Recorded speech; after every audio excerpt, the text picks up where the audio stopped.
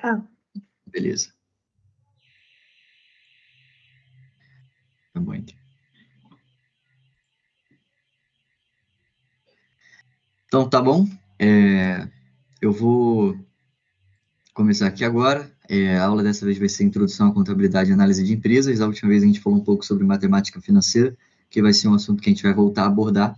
E dessa vez eu vou focar mais na parte racional de contabilidade, não na parte mais de estrutura e tudo mais. Eu vou falar sobre estrutura também, eu vou relembrar os principais aspectos das principais demonstrações e eu vou entrar já em alguns indicadores que vai ajudar a gente a fazer trabalho de análise de empresas.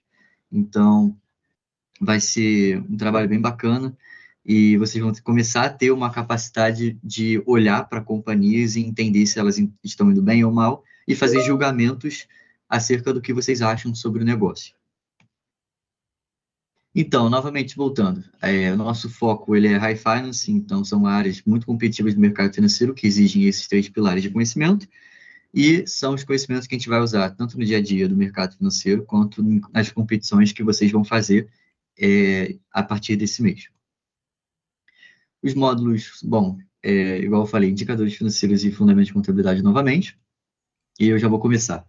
Galera, eu vou retomar os principais aspectos de contabilidade para vocês lembrarem de um jeito simples, só passando rápido, não vou me aprofundar nisso, porque a gente falou disso na aula passada, eu vou mais direto ao ponto, mas é o seguinte, contabilidade.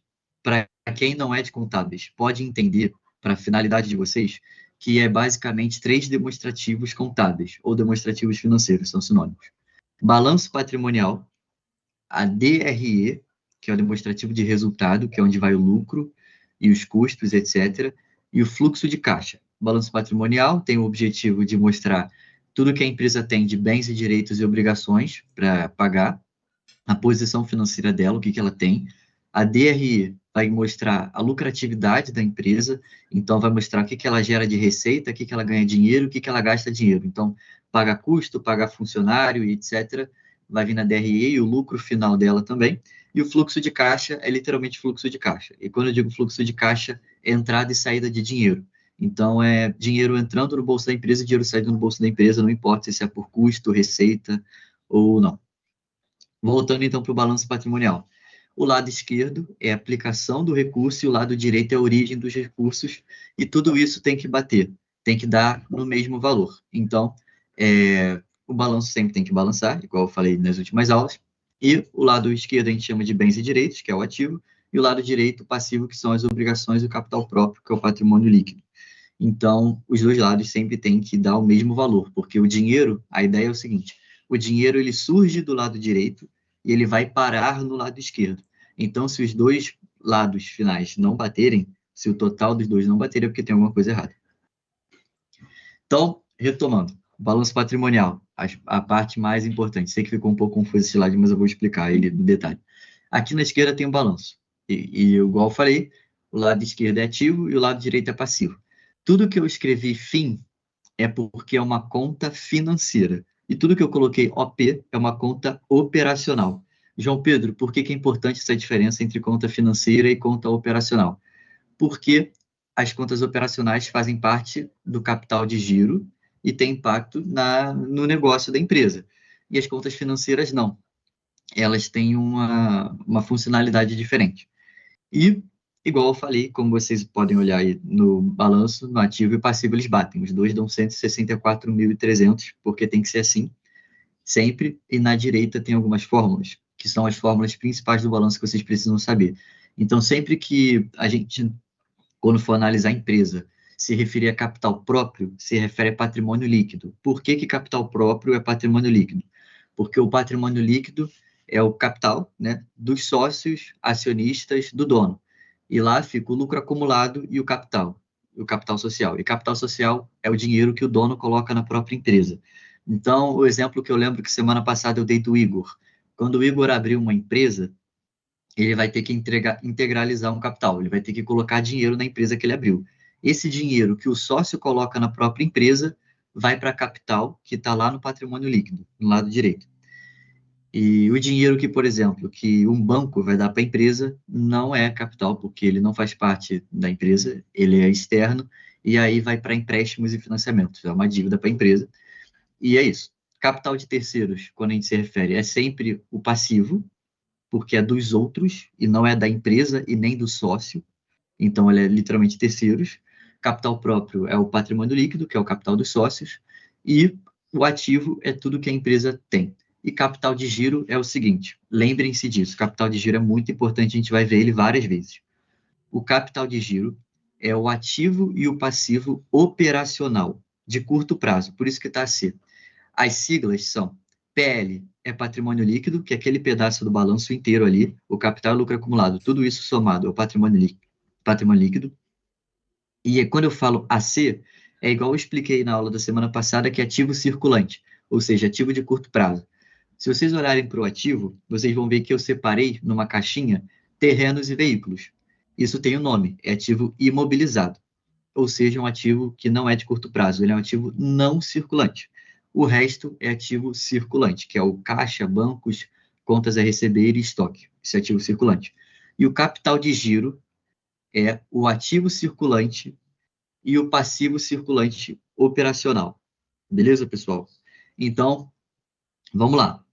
Alguém abre o microfone e me responde. Nesse balanço aí, nesse exemplo de balanço patrimonial que está aí, quais são as contas que fazem parte do capital de giro da empresa?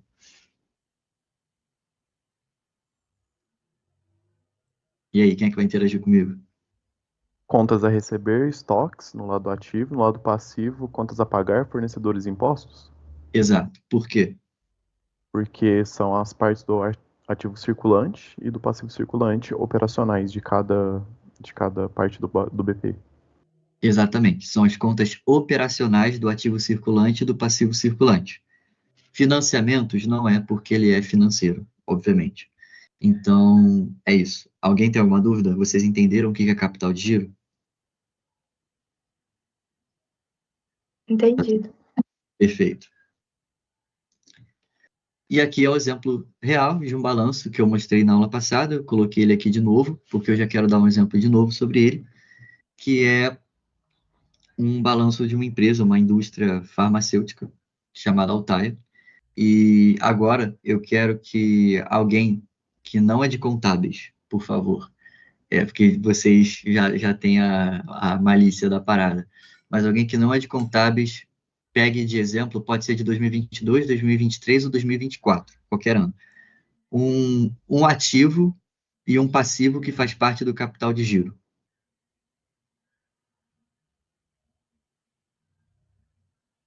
Ou seja, operacional. Clientes e fornecedores? Perfeito. Clientes e fornecedores. São duas contas de capital de giro que, inclusive, são as principais contas de capital de giro, normalmente. Então, exatamente, cliente e fornecedores são duas contas de capital de giro, porque são contas operacionais do ativo circulante e ativo não circulante. Agora, se a gente olhar no passivo não circulante, tem ali arrendamentos, que em 2022 é 3.300. Faz parte de capital de giro?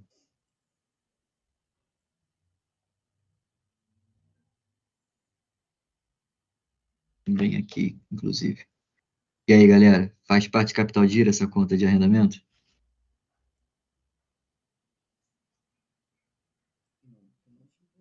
Não faz, Por quê?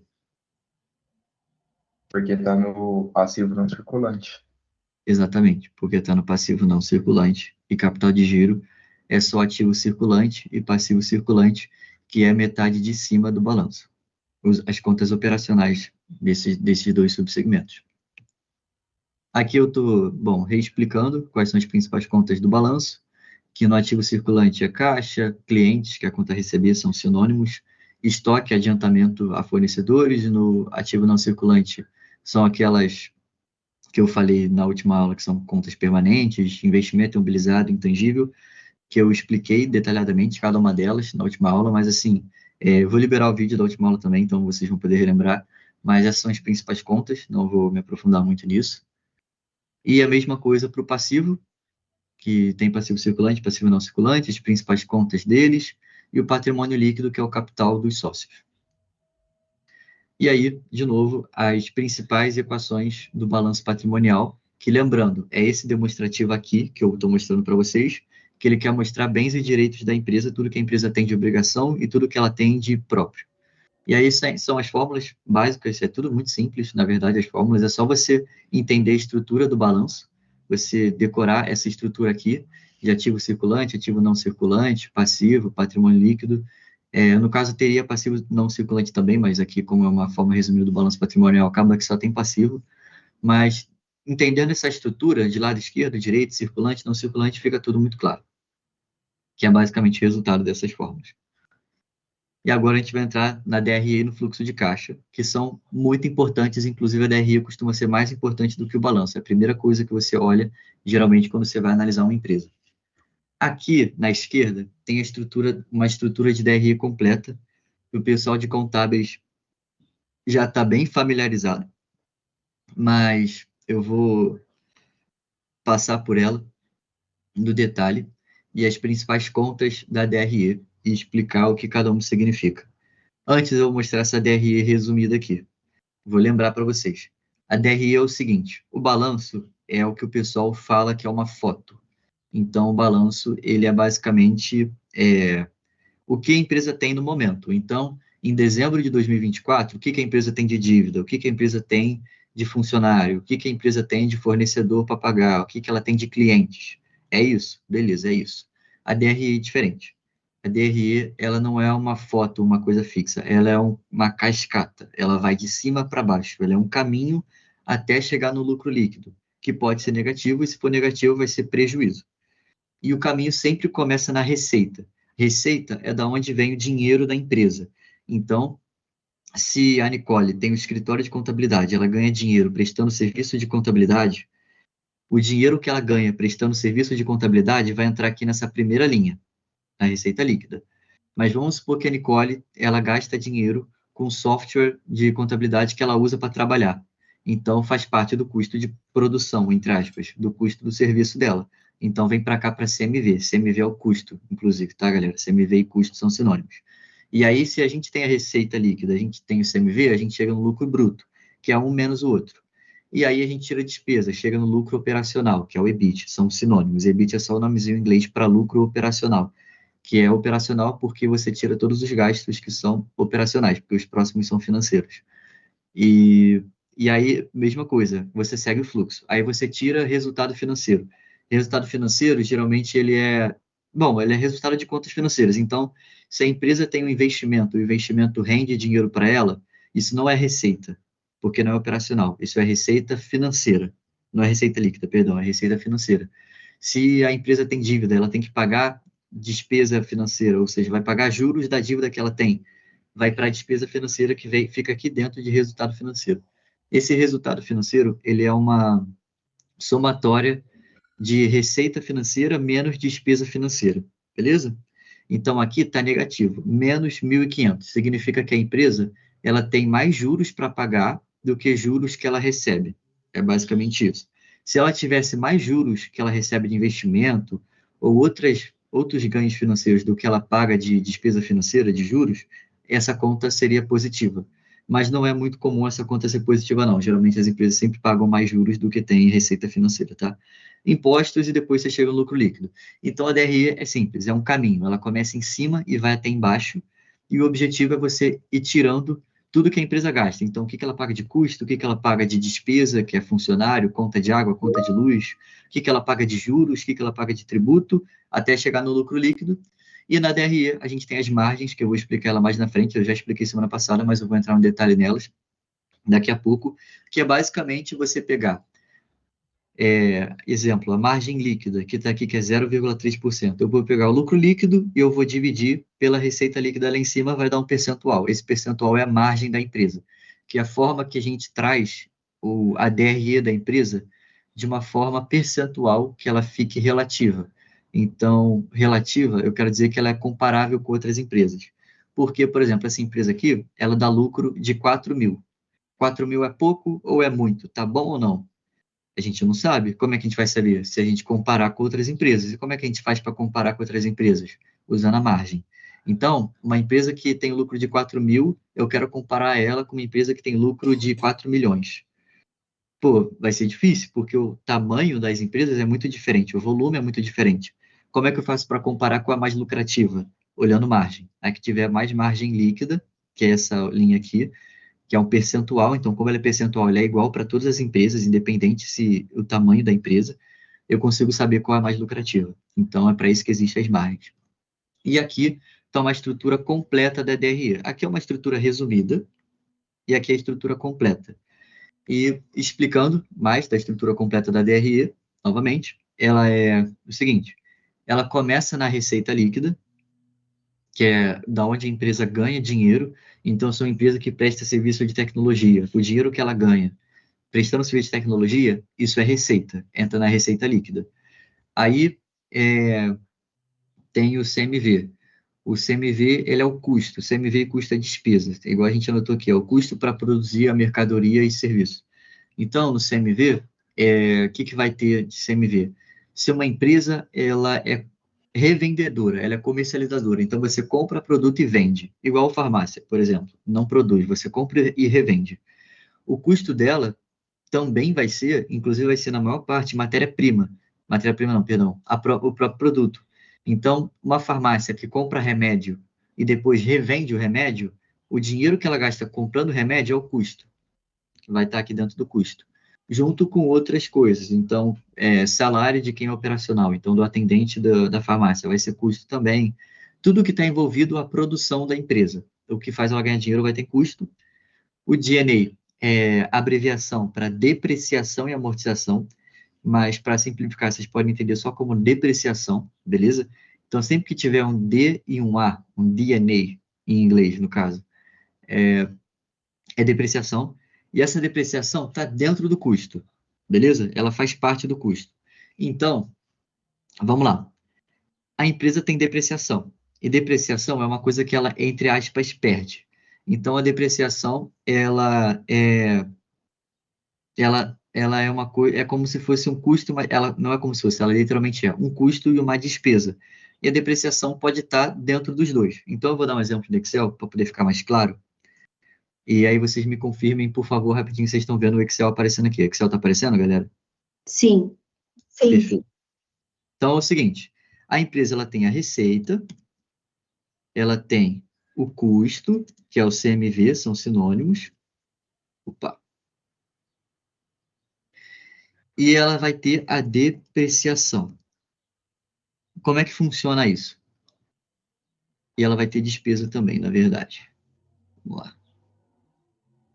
E ela também tem a despesa. Vamos supor que a receita da empresa é 1.000 e o custo da empresa é menos 500, só de exemplo. Tá.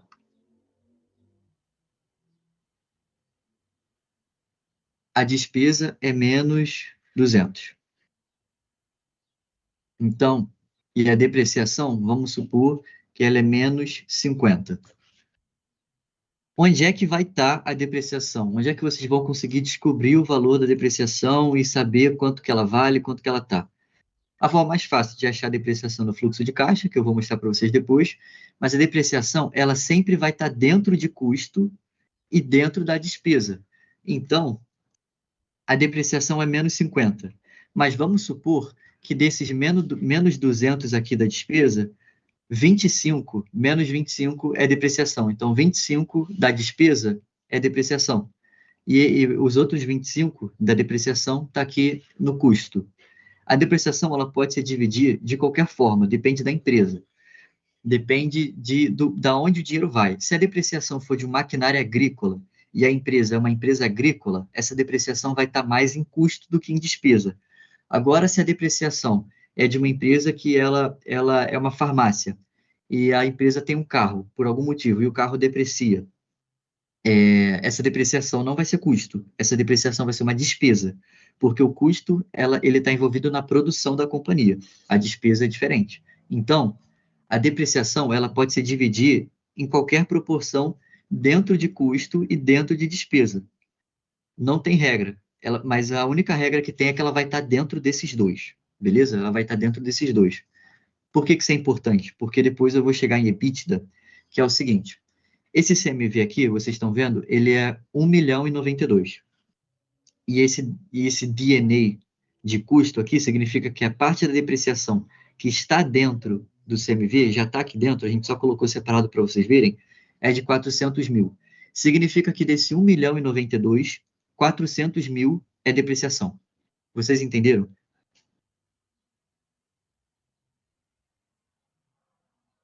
E aí, Sim. galera? Beleza. A mesma coisa para a despesa. Dentro dessas três despesas aqui, que é despesa com vendas, administrativa e gerais, depreciação de despesa vai estar dentro dessas três aqui. Beleza? Pode ser depreciação de carro, do que for. E depreciação, galera, depreciação é de bem tangível. É de carro, maquinária agrícola, prédio, computador, porra, sei lá, caderno, parede, é tudo que é imobilizado no balanço patrimonial. Que, igual eu expliquei na semana passada, imobilizado é tudo que é o bem tangível da empresa, tudo que tem corpo, é físico, você pode tocar. Bem material da empresa que é operacional, serve para produzir. A depreciação, ela é sobre esses bens, beleza? Então, a depreciação vai ser a depreciação do carro, que ele vale menos ao longo do tempo, vai ser a depreciação dos notebooks e dos equipamentos da empresa, vai ser a depreciação do prédio da empresa, que também é imobilizado, ou do escritório da empresa, da cadeira, tudo que é bem físico vai sofrer depreciação, e essa depreciação vai vir para a DRE como custo ou como despesa, vai estar dentro deles, beleza? Enfim, e Ô, é João, basicamente... Oi, deixa eu fazer uma pergunta. claro. Esse DNI aí, ele representa depreciação e amortização, né? Que é o pagamento dos empréstimos. Tem como diferenciar os dois? Ou eles N- sempre vão vir assim? não, essa amortização não é pagamento dos empréstimos. É? É outro tipo de amortização, que é o seguinte. Vocês estão vendo esse balanço aqui? Peraí, esse balanço não tem. Esse balanço aqui. Vocês estão vendo que a empresa tem muito imobilizado, né? Que ela tem Sim. 221 mil imobilizado em 2024. E ela tem um bem intangível também. Tá vendo esse intangível? Intangível é a mesma coisa que imobilizado, só que a diferença é que ele não é físico, ele não existe no mundo material, você não pode tocar. Por isso que o nome dele é intangível, inclusive. Bem intangível pode ser contrato, direito de exploração, marca e patente também é bem intangível. É, software, coisa que a empresa desenvolveu de tecnologia, tipo, não existe materialmente, você não consegue tocar no software, então é bem intangível. E o bem intangível, ele sofre depreciação, entre aspas, só que a depreciação do bem intangível a gente chama de amortização. Então, quando aparece escrito D&A, é de depreciação e amortização, só que a amortização é depreciação do intangível. Entendeu? O intangível também sofre esse tipo de depreciação, só que ela tem outro nome. Essa depreciação é amortização. Entendeu? Ah, tá. Entendi. Obrigado. Então, sempre que aparece, boa pergunta, inclusive, obrigado, Samuel. Sempre que aparece DNA, é depreciação, amortização, e a depreciação é do imobilizado, e a amortização é do intangível, que também é como se fosse funciona exatamente igual a depreciação, tá? Até o cálculo é exatamente igual. É depreciação de bens que não são corpóreos. E aí, por que a depreciação é importante? Porque vocês estão vendo aqui esse EBIT. Esse EBIT é o seguinte: eu tenho a receita, aí eu paguei o custo, eu chego no lucro bruto, que é a eficiência produtiva da empresa. Quanto que sobra de lucro depois que ela paga o custo de produção. Aí eu tiro o SG&A. SG&A é despesa, beleza, galera? São sinônimos, é só o nome em inglês. SG&A é a mesma coisa que essas despesas aqui, que tem despesa com venda, despesa administrativa, despesa geral, são sinônimos. E ela pagou tanto de despesa operacional, que são as três juntas. Sobrou o EBIT. EBIT, igual eu falei antes, é o nome em inglês para lucro operacional. Esse lucro operacional, a gente soma a depreciação para chegar no EBITDA, que é a mesma coisa que o EBIT, só que soma a depreciação e amortização, então vira EBITDA. E esse DA, no final, é de depreciação e amortização. É o DNA. Então, a depreciação é importante por quê? Porque o EBITDA, ele é ele é muito valorizado no mercado financeiro, no mercado corporativo no geral. Todas as empresas, todos os analistas olham o EBITDA, que é o seguinte, o que ele significa? A fórmula dele está aqui embaixo, que é o EBIT, que é o lucro operacional, somado da depreciação de custo e depreciação de despesa, que é a depreciação total, no geral. É só EBIT mais depreciação, entendam dessa forma, é simples. Então, Por que que ele é importante? Porque eu tenho o lucro da empresa, o lucro operacional da empresa, e eu quero saber qual que é a capacidade dela de gerar caixa. Como é que eu faço para saber qual que é a capacidade da empresa de gerar caixa? Eu pego o lucro operacional dela, ou seja, que é o lucro depois que eu pago despesa e custo. Paguei despesa e custo, cheguei no lucro operacional, que é o EBIT, beleza. E você soma a depreciação. Por que que eu somo a depreciação? Porque a depreciação é uma despesa, a depreciação é um custo que não tem efeito caixa. Você não paga a depreciação. Então, você tem um carro, vamos supor, você tem um carro que vale 100 mil. Ano que vem, o seu carro vai valer 50 mil. A sua depreciação, então, foi de 50 mil. Porque o carro valia 100, agora vale 50, a depreciação é igual a 50. O carro depreciou 50 mil. E agora o carro vale 50. Exemplo simples. Se a depreciação é 50 mil, não significa que você foi lá e pagou 50 mil para o carro. Pô. Tipo, seu carro vale menos. Mas não é um dinheiro que você gastou, que você tirou do seu bolso para pagar. A depreciação não é um boleto que você paga. A depreciação é só um valor de um bem material que você perde, mas ela não tem efeito caixa, significa que você não paga ela. Então, a gente chama que ela é uma despesa não caixa, porque é uma coisa que você não paga, só perde valor, mas você não literalmente gasta dinheiro com isso. Então, como ela não tem efeito caixa, se eu pego o lucro operacional e eu somo tudo que é custo e despesa que não tem efeito caixa, eu descubro o lucro operacional real, entre aspas, o lucro operacional que a empresa realmente paga, que é o EBITDA, que vai ser sempre maior que o EBIT, porque está somando depreciação, então ele é maior por causa disso. Esse é o EBITDA. E o EBITDA é muito famoso, muito usado no mercado financeiro.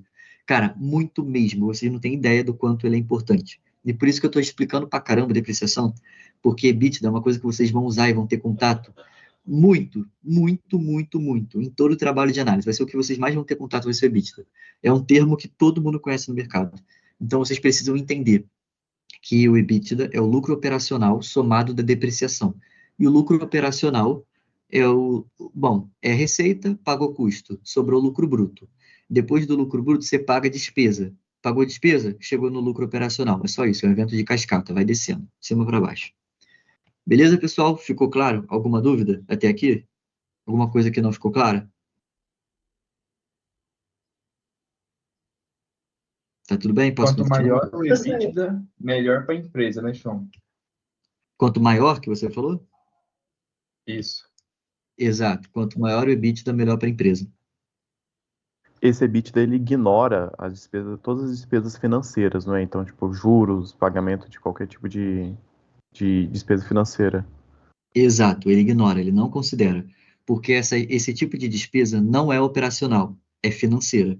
Então, o EBITDA, ele quer saber o operacional, capacidade operacional de gerar caixa. Por isso que ele vem do EBIT. Vocês estão vendo aqui na DRE, o EBIT, que é o lucro operacional, ele não é o lucro líquido, ele é o lucro operacional. O lucro líquido, que é o lucro líquido de tudo, que você tira, paga, tudo que a empresa tem que pagar, tudo, no detalhe. Se ela comprar um chiclete, ela vai pagar. Tudo que ela vai pagar tem que estar no lucro líquido, que é a última linha, é a linha final. É o lucro que sobra depois que a empresa paga tudo. O lucro operacional não. É depois que a empresa paga tudo que é operacional. Juros não é operacional, é financeiro. Então não entra no lucro operacional, mas entra no lucro líquido. Inclusive, se vocês olharem aqui na tabela da DRE, o EBIT está em cima do resultado financeiro, estão vendo? Ele está em cima, então ele não é influenciado pelo resultado financeiro, porque é cascata, de cima para baixo. Como ele está em cima, ele não passa pelo resultado financeiro. O resultado financeiro vem só depois, não impacta. O resultado financeiro impacta só no EBT e no lucro líquido, que eu vou explicar daqui a pouco também. Mas não é muito importante para agora. Eu acho que tinha mais alguém que ia fazer uma pergunta e acabou não perguntando. Mais alguma dúvida, galera? Posso seguir? Pode seguir. Tá bom, então. Beleza? E as margens, igual eu falei, vou explicar elas depois, mas é basicamente pegar o que você quer e você dividir pela receita líquida. Aí você vai encontrar um percentual, esse percentual é como você compara as empresas. E aí, enfim, tudo que eu já falei da DRE, a DRE, o foco é chegar no lucro líquido lá no final, o desempenho e a estrutura dedutiva, que é feita em cascata, DRE de cima para baixo. E aí a gente chega no fluxo de caixa. Galera, fluxo de caixa é o seguinte. Eu vou dar um exemplo que é o exemplo que eu preciso que vocês tenham em mente para vocês entenderem o que que é regime de caixa e o que que é caixa. Beleza? O que que é efeito caixa. Se eu faço uma venda de um produto e, sei lá, o outro Samuel vai me pagar só daqui a 6 meses. Eu vou receber a prazo. Não vou receber na hora, vou receber a prazo. Samuel só vai me pagar daqui a 6 meses. Esse dinheiro, o que que ele significa? Eu vou até aproveitar para deixar o Gabriel depois explicar o fluxo de caixa, mas eu vou dar uma introdução agora rapidinho. O que que esse dinheiro significa? Eu não vou receber agora, vou receber no futuro. Então ele entra na DRE, porque é receita. É receita de qualquer jeito. Eu assinei o contrato. Samuel vai me pagar R$ 1.000, por exemplo. Só que vai pagar daqui a 6 meses? Vai, beleza, mas já é receita. Eu já vou anotar como receita. Mas a nível de caixa, ele não me pagou ainda. Então o dinheiro não entrou no meu bolso ainda. Então não faz nada. Não entra no fluxo de caixa. Beleza? Então, o fluxo de caixa, ele é literalmente só fluxo de caixa. É dinheiro entrando e saindo da empresa. Não conta coisas que não impactam o caixa da empresa. E o fluxo de caixa, a gente sempre vai usar pelo método indireto, que é o método oficial, e todas as empresas que vocês olharem de capital aberto vão usar o método indireto de fluxo de caixa, que eu vou explicar para vocês na próxima aula como é que funciona, que vai ser uma aula bem complexa. Fluxo de caixa é um demonstrativo complexo, mas eu quero que vocês entendam a estrutura dele. O fluxo de caixa tem uma estrutura própria, que é o seguinte: fluxo de caixa operacional, investimento e financiamento. São 3 etapas no fluxo de caixa: operacional, investimento e financiamento. O operacional tem essas contas: lucro líquido, depreciação e variação do capital de giro, que são a variação das contas do balanço, e tem outros ajustes também, mas eu não coloquei os outros ajustes aqui porque cada empresa tem o seu, é muito personalizado e não faz sentido eu colocar isso no detalhe aqui, porque cada empresa tem o seu. O investimento, que é o fluxo de caixa da empresa, que é para crescimento de imobilizado ou intangível, ou venda de imobilizado intangível, e o de financiamento, que é tudo que é conta financeira. Aí eu vou deixar o Gabriel explicar o fluxo de caixa aqui. Gabriel Medeiros, por favor, participe e passe a sua visão sobre o fluxo de caixa. Não, beleza, beleza. Vamos lá. O João Pedro já até tocou assim que pelo método indireto a gente parte do lucro líquido. Então, vamos supor que ele acabou de explicar regime de caixa e competência. Vamos supor que não existisse essa diferença. Tudo que eu vendi eu pago no exato momento, tudo que eu comprei eu pago no exato momento também.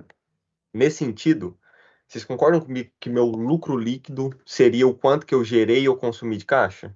Então, tipo assim, se não tivesse essas diferenças temporais entre caixa e competência, o meu lucro líquido seria meu fluxo de caixa operacional. Eu saberia ali quanto que eu gerei ou consumi de caixa, só olhando o meu lucro líquido. Porém, dentro do meu lucro líquido, tem diversas diferenças temporais entre caixa e competência e também tem despesas que não tem efeito caixa, que no caso aqui é a depreciação e a amortização.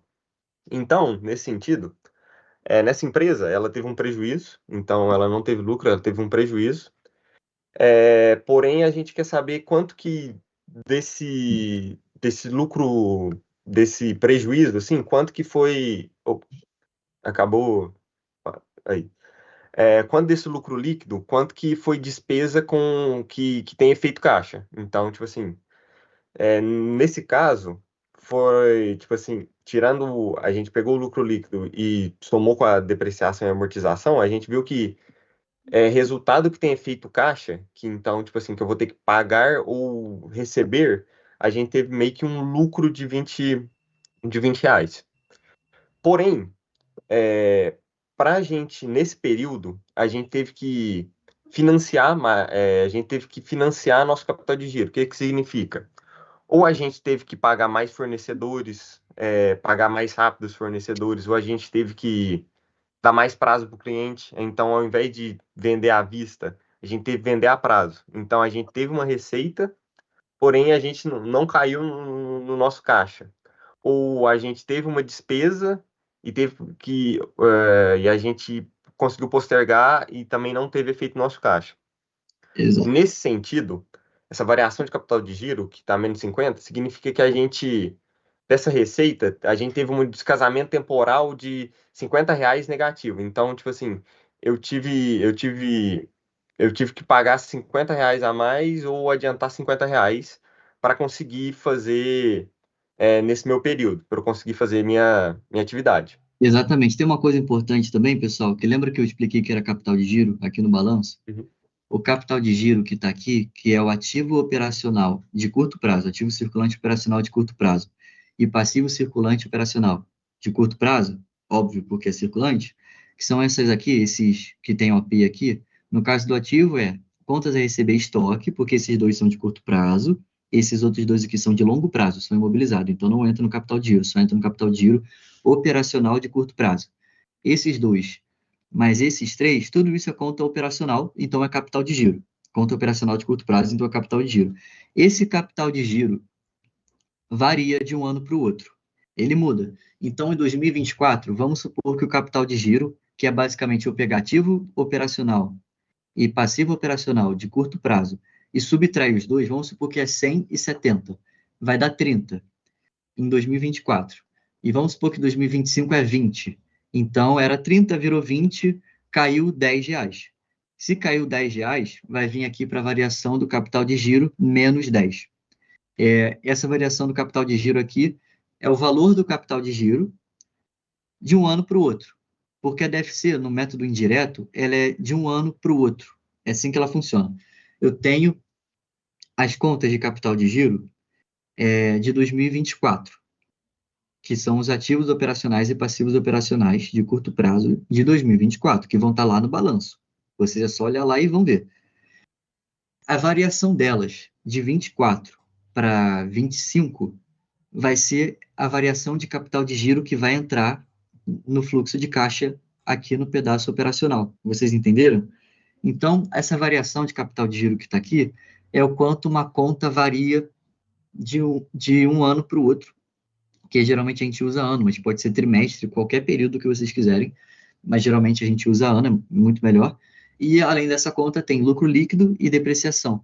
Por que a depreciação está positivo, se depreciação é um custo e uma despesa? Pela mesma lógica do EBITDA, porque a depreciação não tem efeito caixa. Como ela não tem efeito caixa, você tem que somar ela de volta, porque a empresa não está gastando dinheiro com isso. Se ela não está gastando dinheiro com isso, não tem efeito caixa. Então você soma ela de volta, ela é positiva. Entenderam? Então a depreciação você soma de volta. O lucro líquido aqui deu negativo. O que significa o lucro líquido negativo? O lucro líquido consumindo caixa. Significa que a empresa deu prejuízo de 20. Então o lucro líquido aqui está negativo em 20, porque a empresa deu prejuízo de 20. Prejuízo aonde? Na DRE. Se fosse a mesma demonstração da mesma empresa, esse lucro líquido aqui estaria menos 20, que seria o mesmo valor que está aqui no fluxo de caixa como menos 20 aqui. E em vez de estar escrito lucro líquido, estaria escrito prejuízo líquido. Aí, enfim, operacional. Lucro, depreciação, o lucro ajustado, que tem os ajustes, né, que é só fazer, que cada empresa tem o seu, e a variação do capital de giro, que é isso que o Gabriel está explicando. São a variação das contas do balanço operacionais, não é, Gabriel? Isso. Tipo, nesse caso, ela teve que aumentar o capital de giro dela, porque então eu tive que investir mais em estoque ou investir mais em clientes. Então, por isso que saiu dinheiro, por isso que saiu dinheiro. Então, para eu fazer minha atividade operacional, eu tive que aumentar meu capital de giro. Então, se eu olhar de um período para o outro, ele é maior, sei lá, de 23 para 24, em 24 ele é maior. Então, por conta disso, teve efeito no meu caixa. Aí, quando eu pego o lucro líquido, tiro despesa que não tem efeito caixa, vejo as variações de capital de giro e outros ajustes que tem aqui que a gente não colocou, a gente vê o fluxo de caixa da atividade operacional. O que é isso? Da minha atividade fim da empresa, do que eu faço. Vamos lá, eu sou uma farmácia de vender medicamento. Quanto que eu gerei de caixa nesse período? No caso dessa empresa, ela consumiu R$ 30 de caixa na atividade operacional dela. Então, além dela ter o prejuízo de 20, ela teve prejuízo, mas quanto que ela perdeu de dinheiro, consumiu de dinheiro só a atividade operacional dela? R$ 30. Então, Exato, é uma somatória, tá, pessoal? Uhum. Então, menos 20 mais 40 menos 50 vai dar os 30 que está aqui, negativo, que é o fluxo de caixa operacional. Ele é a somatória do que está em cima dele, da mesma forma que o investimento é a somatória do que está em cima dele, e o financiamento é a somatória do que está em cima dele. Beleza? Ah. E aí, quando você soma as somatórias, então, tipo, são 3 tipos de fluxo de caixa: operacional, investimento e financiamento. No operacional, a empresa não gera caixa, ela consome caixa, ela consumiu 30 de caixa. No investimento, ela consumiu 50 de caixa. No financiamento, ela gerou 115 de caixa. Alguém me explica, que está vendo aí a tabelinha, por que que a empresa gerou 115 de caixa no financiamento?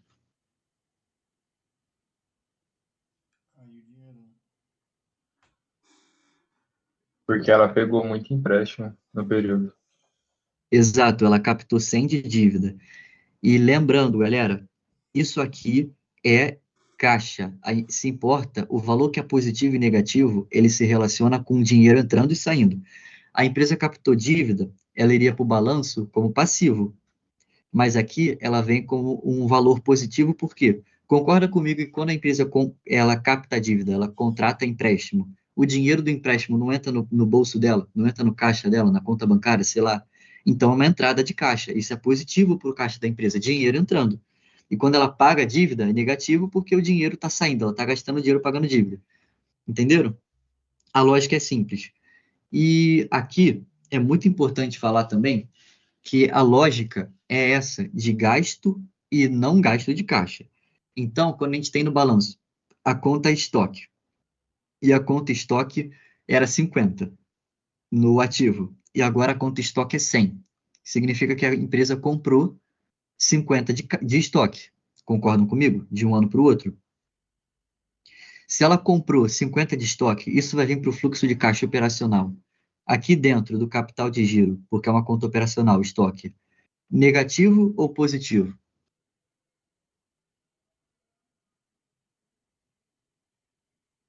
E aí, galera?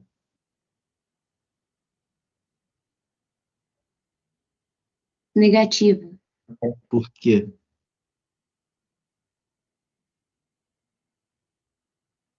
Porque teve a saída efetiva de caixa para ter esse estoque. Exatamente. Ela gastou dinheiro comprando estoque. Mas agora, se ela tinha 100 de estoque e agora ela tem 50 de estoque, significa que ela vendeu 50 de estoque. Ela não tem mais 100, ela tem 50. O estoque caiu no balanço da empresa. Isso gera caixa ou isso consome caixa? Fica positivo ou fica negativo no fluxo de caixa operacional dentro do capital de giro aqui? Fica aqui dentro, tá, galera? É positivo ou negativo? Positivo, no caso. Exato. Então, sempre que é uma conta do ativo, quando ela aumenta, a gente entende que é a empresa comprando esse ativo, então ela está gastando dinheiro com esse ativo, então isso consome caixa. Vem negativo para o fluxo de caixa, na variação do capital de giro, porque fica tudo aqui dentro. Ativo operacional e passivo operacional pode ser 30 contas, 30 coisas diferentes. Vai ficar tudo dentro dessa linha aqui no final das contas, tá? Que é capital de giro. Mas sempre que é ativo aumentando, consome caixa. Se o ativo está caindo, isso gera caixa, porque entende que a empresa vendeu ou já recebeu o ativo. O passivo é a lógica inversa. Se o passivo está aumentando, isso gera caixa. Se o passivo está caindo, isso consome caixa. Vocês entenderam? A lógica é que é de dinheiro, a lógica é dinheiro entrando e saindo. Ficou claro, pessoal? Que a lógica é inversa?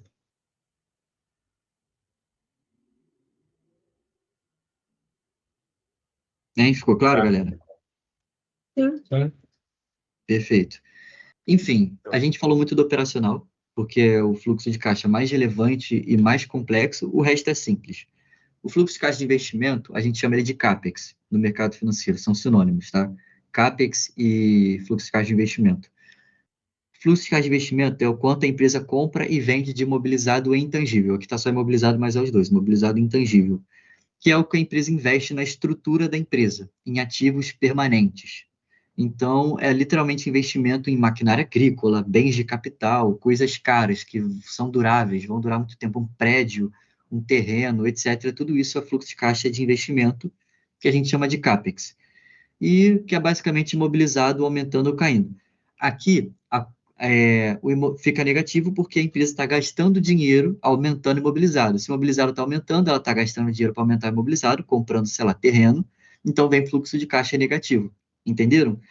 Então, o que significa se eu tenho uma empresa que todos os anos ela tem fluxo de caixa de investimento, que é esse pedaço de fluxo de caixa positivo? O que isso significa?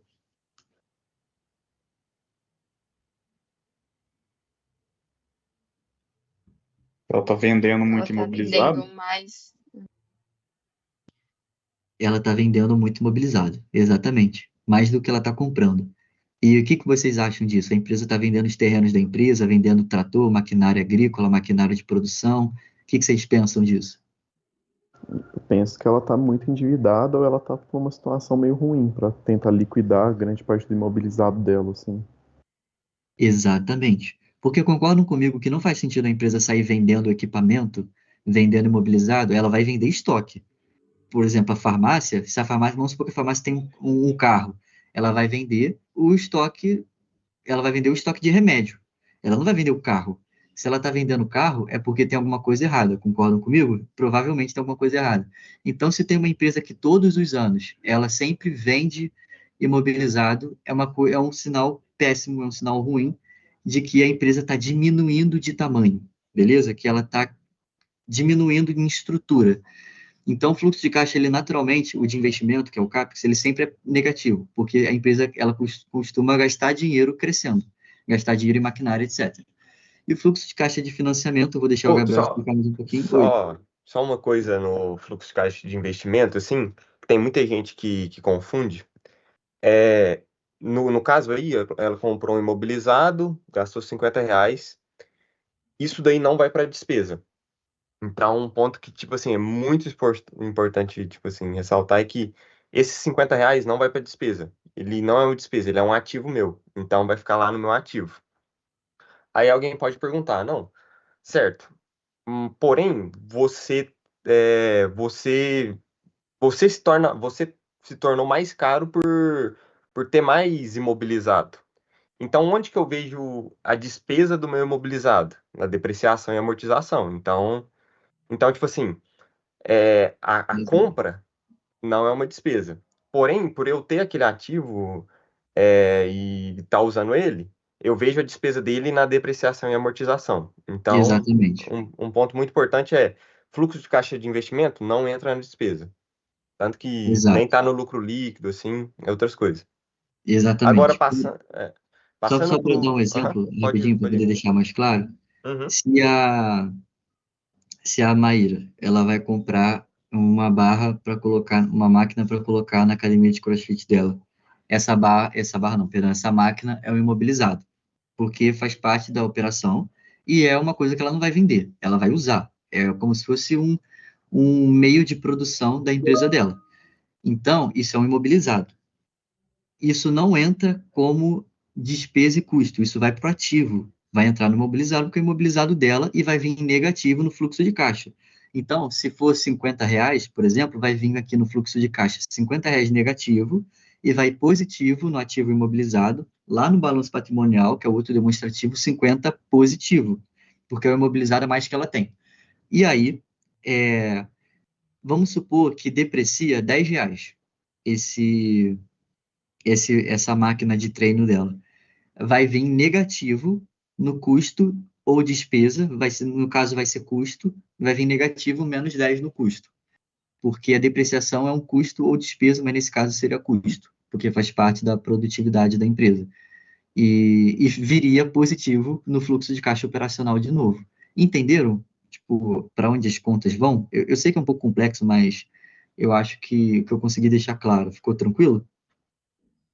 Ô, João, deixa eu fazer uma Oi. pergunta. Quando a gente ouve falar de custo CAPEX, então é esse custo de depreciação? Ou tem outro termo no meio? Custo CAPEX, eu nunca ouvi isso, mas quando alguém fala CAPEX, está falando do dinheiro que a empresa gasta para comprar imobilizado ou intangível. Uhum, tá, obrigado. E se for custo do CAPEX, entre aspas, porque não é CAPEX mais, virou imobilizado. Mas se for nesse sentido, aí é depreciação, sim. E Aí, voltando aqui no fluxo de caixa, agora eu vou passar mais para atividade de financiamento. Então, a gente viu que a gente pode ser financiado por capital próprio ou capital de terceiros. Igual o João Pedro mostrou lá no começo, no balanço patrimonial, quando está no PL, no patrimônio líquido, é capital próprio. A empresa que tem aquele capital ou é de capital de terceiro. No decorrer do período, a proporção ou o prazo desses financiamentos vão se alterando. Então, sei lá, eu capto uma dívida. Então, eu aumento o meu capital de terceiros em R$ 100. Ou vamos supor, eu aporto capital. Então, eu, sócio, tenho minha empresa lá, vou lá e coloco dinheiro dentro dela. Eu tô aumentando o capital próprio dela. Ou em sentido inverso também. A empresa deu lucro e eu tiro dividendos. Então, eu estou tirando o capital próprio dela. Nesse caso, tipo assim, essas variações de proporção entre capital próprio e capital terceiro, a gente consegue ver aqui no fluxo de caixa de financiamento e também a gente consegue ver como que a empresa está se financiando, certo? Certo, ela tá aumentando o investimento dela, eu vi isso. Ela tá gastando mais em capital de giro, mas como que ela conseguiu, como que ela está se financiando? Aí nesse caso aqui, a gente pode ver que captação de dívida, então nesse caso aqui a empresa pegou R$ 100 de dívida, então isso ajudou o caixa dela, então a gente viu que ela gastou dinheiro com investimento, ela teve perda de dinheiro no fluxo operacional, ela teve que pegar uma dívida. Porém, ao mesmo tempo, ela teve que pagar uma dívida. Até voltando para o ponto do Samuel, aqui no DFC, essa amortização de dívida em si é o pagamento da dívida em si. Então, vamos lá, tem uma dívida com o banco do meu financiamento de R$ 100, aqui, nesse caso, essa amortização que está escrita aqui é o pagamento da dívida. Então, aqui, essas duas, eu posso ver que meu capital de terceiros aumentou em 70, porque eu peguei R$ 100 e paguei 30. No outro sentido, eu também posso ver que teve variação no meu capital na forma que eu me financiei pelo capital próprio, pelo dinheiro da empresa. Então, eu como sócio fui lá e aportei R$ 50. Então, peguei do meu dinheiro e botei dentro da empresa R$ 50. Porém, ao mesmo tempo, eu peguei R$ 5 de dividendos. Então, o saldo ape- líquido é 45. hã? O Isso, o saldo saldo líquido é líquido 45. é 45. Então, nessa parte aqui de fluxo de caixa de financiamento, não é só o que entra. Então, tipo assim, tem muita gente que pensa que, sei lá, só vai entrar aqui o que eu ganhei, o que eu captei de dívida, o que eu aumentei de capital social, não.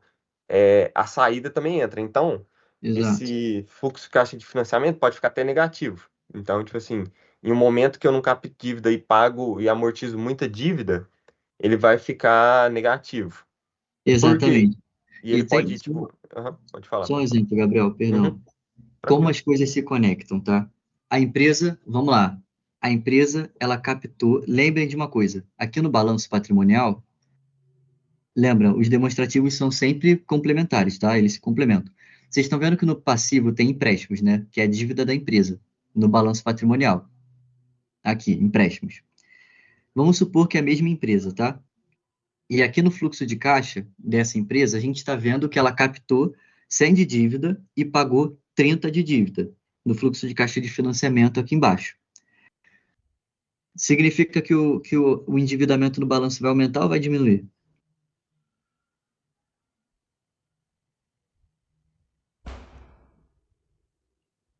E aí, rapaziada?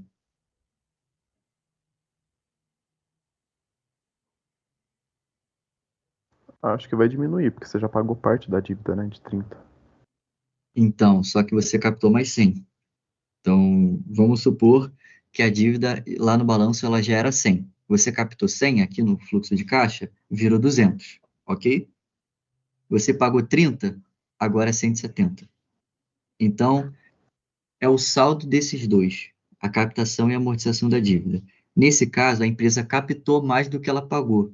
Se ela pega mais empréstimo do que ela paga de empréstimo, a quantidade de empréstimo aumenta. Concorda comigo? Não, João, então essa amortização de dívida é em relação a outras dívidas, não a essa que ela acabou de captar. Essa é a posição de dívida total. Todas as dívidas juntas. Ah, tá, entendi.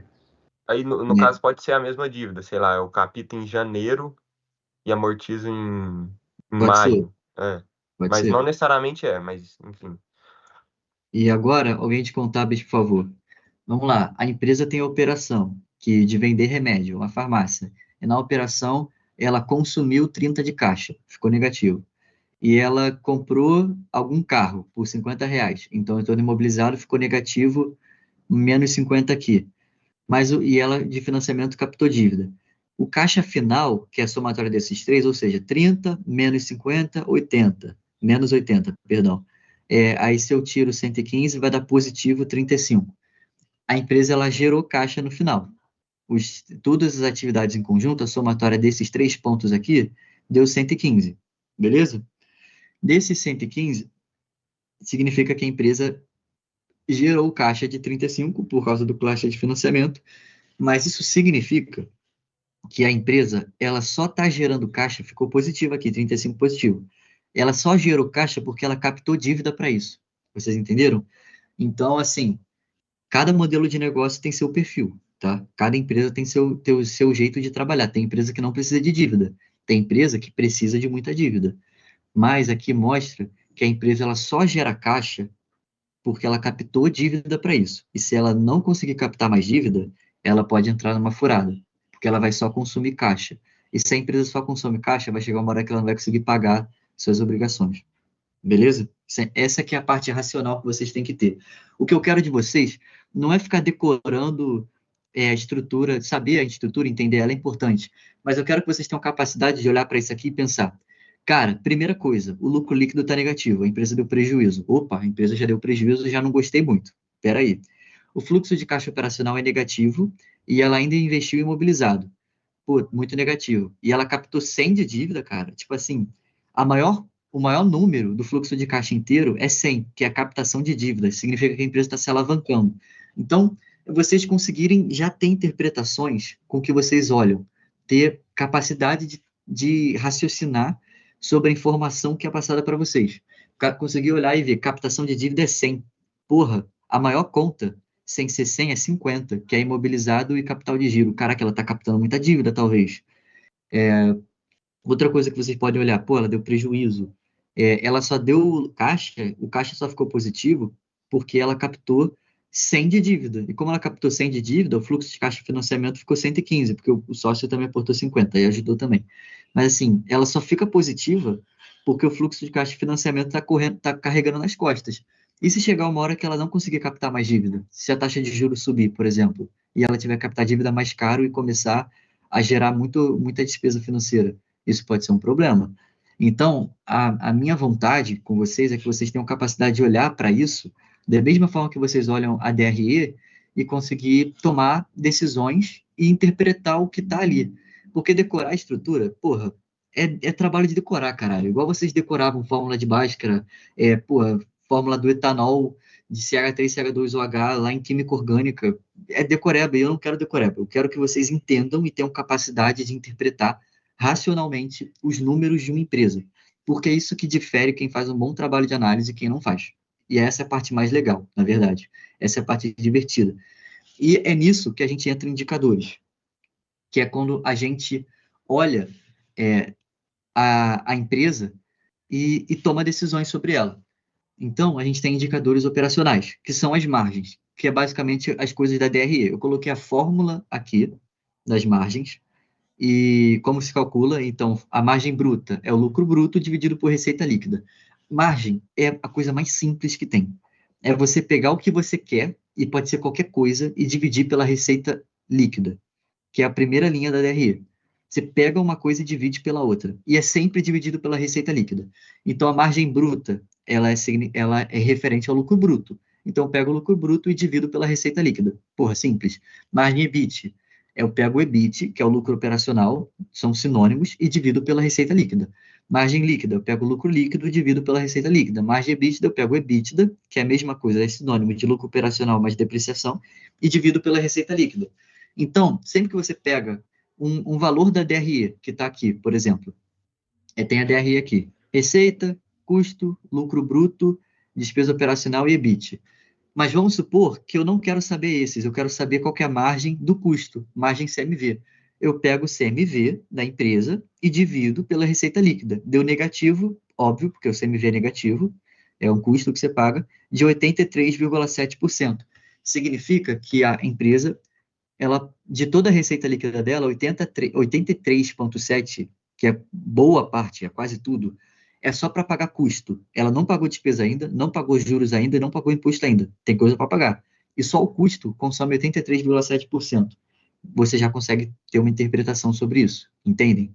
Então, margem é você pegar qualquer número da DRE. Se vocês quiserem pegar o tributo, que é imposto que a empresa paga, é imposto sobre lucro, e dividir pela receita, vocês vão encontrar, sei lá, vamos supor que vai dar 0,2%. Só um exemplo, não sei quanto vai dar, mas vamos supor que é 0,2%. Parabéns, essa é a margem de imposto que você calculou. Então, o normal é a gente fazer margem sobre lucro. Então, margem sobre lucro bruto, margem sobre lucro operacional, que é o EBIT, margem sobre lucro operacional mais depreciação, que é o EBITDA, margem sobre o lucro líquido, que é a última linha da DRE, que é o lucro final, se a empresa, que vai dizer se a empresa dá lucro ou se ela dá prejuízo. Então, o normal é esse. Mas, cara, vocês podem fazer margem do que vocês quiserem na DRE, beleza?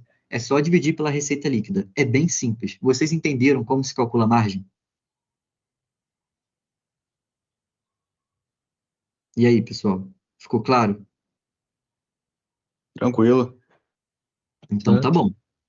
Então, agora o que significa cada margem? Eu peguei o lucro bruto e lembrando, vocês estão vendo aqui, ó, o lucro bruto, ele é o quê? Ele está embaixo da receita e do custo, ou seja, receita menos custo, que é 1.800 menos 1.500, vai dar 300 mais ou menos, 293. Esse aqui é o lucro bruto. O que significa o lucro bruto? E a margem bruta, principalmente? Mede eficiência produtiva, porque o CMV, que é o custo, ele é o custo de produção da atuação da empresa. Então, no caso da farmácia, que é o exemplo que a gente está dando, o custo de produção dela é o remédio que ela compra, o funcionário que atende o lojista lá, esses caras são capacidade produtiva, eles que estão lá produzindo, eles que estão lá atuando na prática. Então, se a farmácia tem um contador, esse contador não é custo, porque o contador não está trabalhando na atividade de farmácia. Então, ele não entra no lucro bruto, porque ele está aqui em despesa. Ó.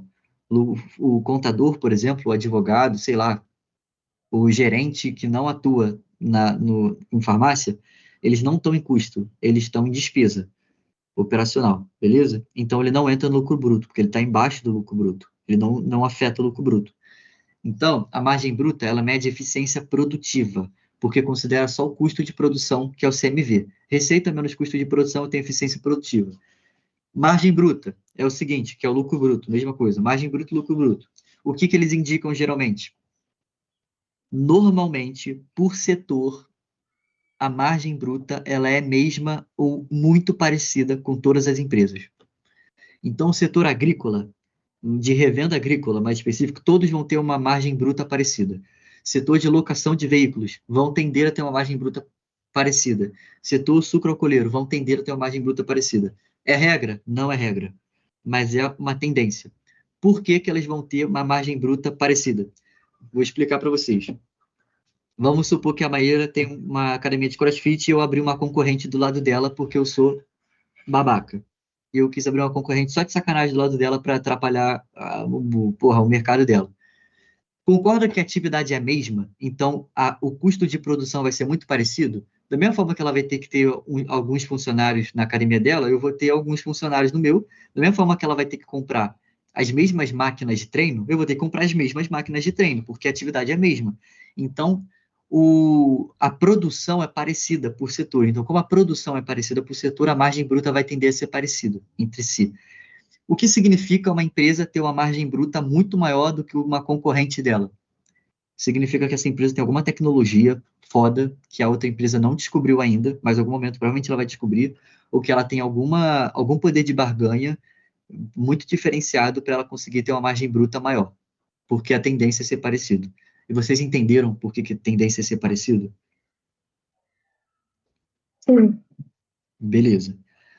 A margem EBIT já não tem essa tendência não, filho, porque a despesa vai depender. Vamos supor que a Fernanda tem uma empresa de desenvolvimento de software.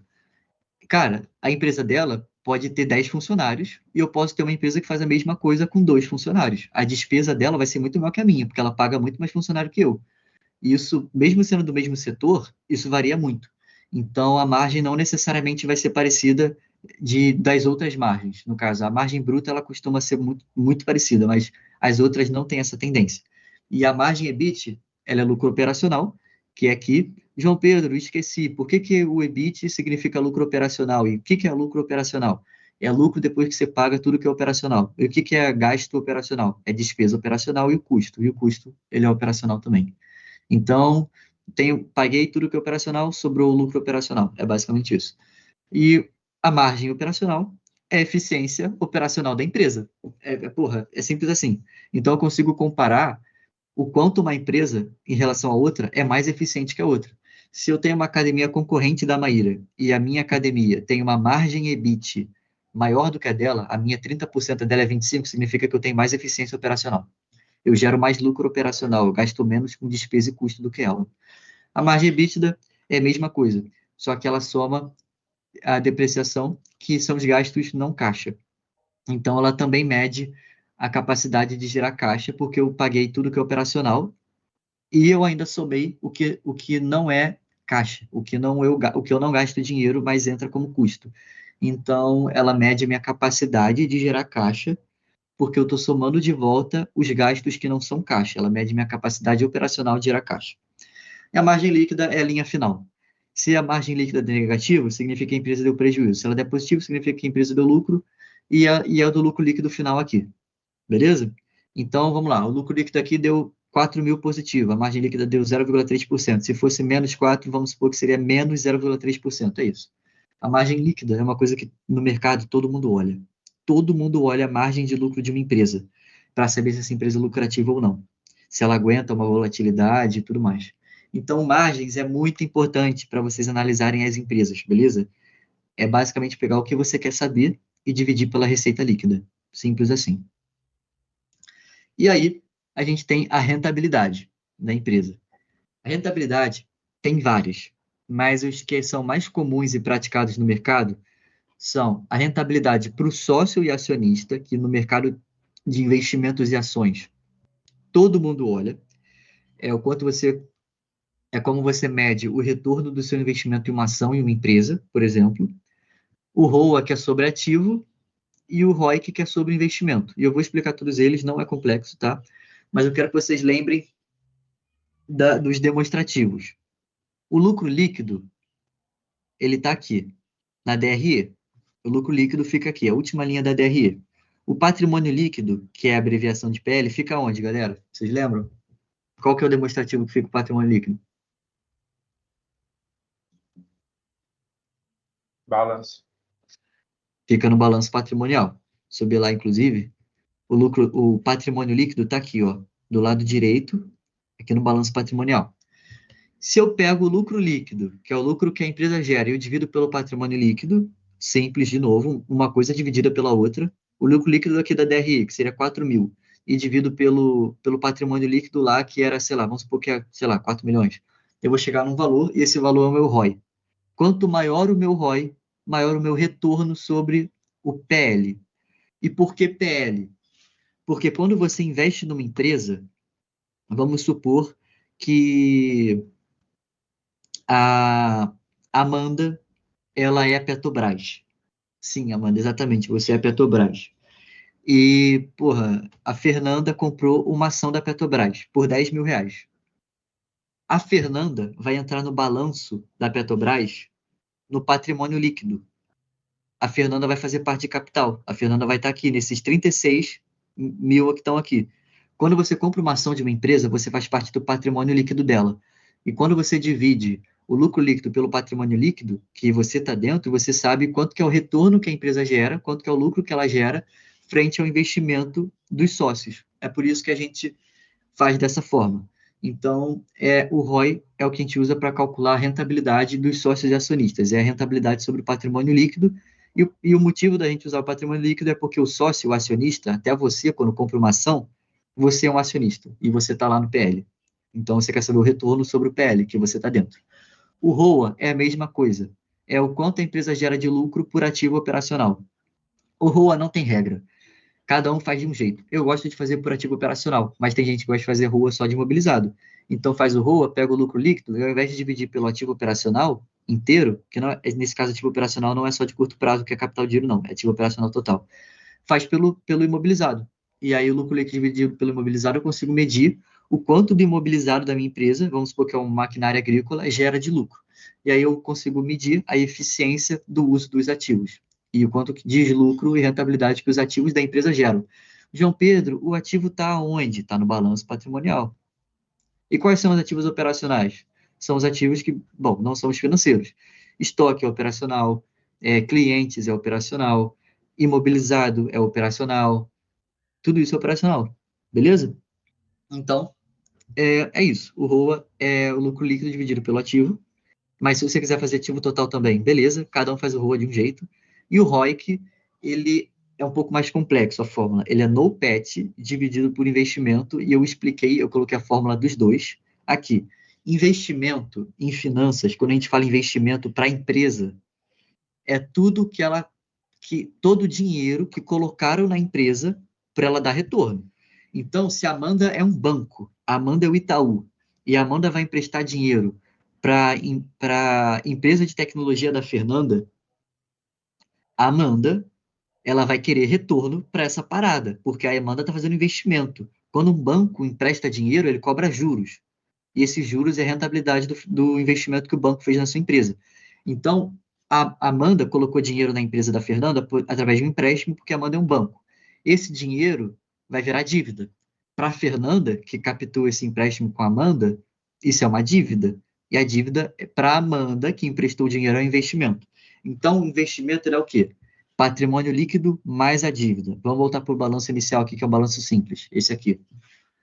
Patrimônio líquido, que é o capital dos sócios, é o dinheiro que o sócio colocou na empresa, somado do lucro acumulado, mas o lucro acumulado a gente entende que o sócio é dono do lucro acumulado, então ele também é patrimônio do sócio, também é patrimônio líquido, e a dívida. Então, no caso, o que seria o investimento que entraria na fórmula do ROIC, lá embaixo, que eu estou falando para vocês aqui no balanço patrimonial? Quais seriam as contas do lado direito do balanço, da origem dos recursos que entrariam como investimento?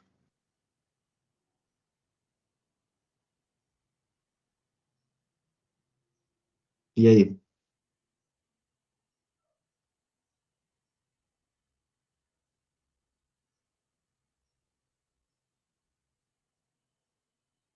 E aí, rapaziada, algum palpite? Eu não entendi o que você perguntou. Você pode repetir, por favor? Posso. Aqui, ó. Investimento em finanças é patrimônio líquido mais dívida. Então, eu quero saber, nesse balanço patrimonial aqui, quais seriam as contas desse balanço que entrariam no investimento na hora de calcular o ROIC? O PL e os empréstimos, o passivo, no caso, todo? Não, Não, só o empréstimo. só os empréstimos. PL mais empréstimos. Então, não levaria como salário e aluguel como dívida. Não, não é Tá. dívida. Dívida Uhum. é empréstimo. Quando eu falo dívida, eu estou me referindo a literalmente empréstimo, dívida com banco, dívida mesmo. Beleza. Investimento é PL mais dívida. Por quê? Porque é o investimento que o banco faz na empresa, se foi o banco, é dívida, e o investimento que o sócio faz na empresa, se for o sócio, é patrimônio líquido. Beleza, pessoal? Aí você pega investimento, e você pega o NOPAT, a fórmula do NOPAT está aqui. NOPAT é o lucro operacional, só que depois do imposto. No caso, o EBIT é o lucro operacional antes do imposto. O NOPAT é depois do imposto. É só essa a diferença. E você pega esse lucro operacional, NOPAT, divide pelo investimento, você chega no ROIC, que é o retorno sobre investimento. que é o retorno da empresa. Você pega o investimento total, tudo que ela tem de dívida e tudo que o sócio investiu nela. E o retorno que ela gera de lucro operacional, esse é o que a empresa gera de retorno. Beleza?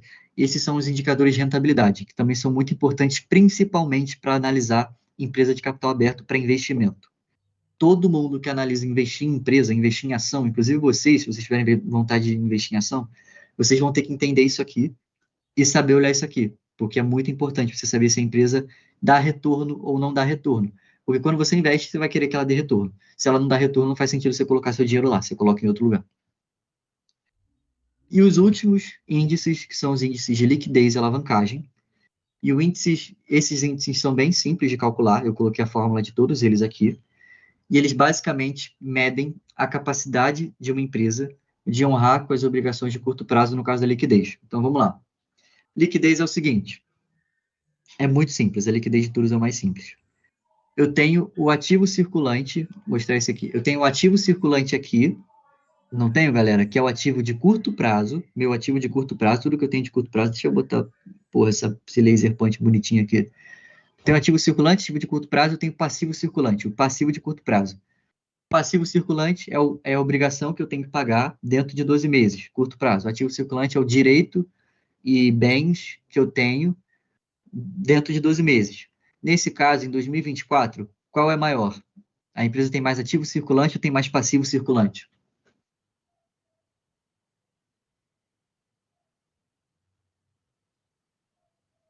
E aí, rapaziada? Ativo circulante. Ativo circulante. Significa que a empresa tem liquidez positiva. É isso. Porque o ativo circulante é maior que o passivo circulante.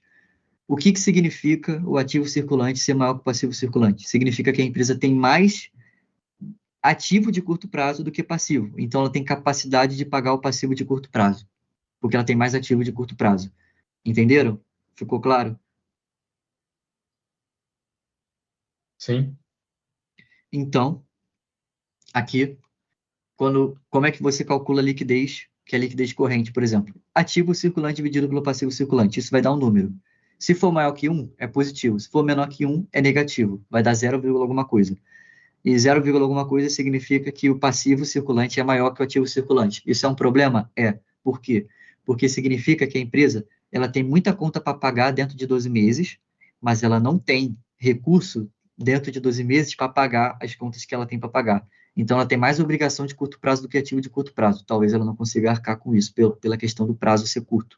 Então, é assim que se analisa. E liquidez seca é a mesma coisa, só que você tira o estoque do ativo circulante. Alavancagem patrimonial, a gente também chama de estrutura de capital, que é o quanto da empresa, o quanto que ela tem de dívida. Eu venho aqui no balanço patrimonial de novo. A empresa tem dívida aqui, vamos supor que aqui na dívida é R$10 e o patrimônio líquido é R$100. Significa que a alavancagem patrimonial dela é 10%, porque a dívida dela é 10 e o patrimônio é 100, e quando você divide um pelo outro, você chega na estrutura de capital, que é como a gente chama também alavancagem patrimonial, beleza? Que isso mostra da onde vem o dinheiro, se é o sócio colocando dinheiro na empresa ou se é o banco emprestando dinheiro em forma de dívida. Quanto mais dívida, mais arriscado, tá bom? Quando o sócio coloca dinheiro, é um bom sinal, mas quanto mais dívida, você entende que é mais arriscado porque a empresa tem muitos juros para pagar. Isso impacta no resultado.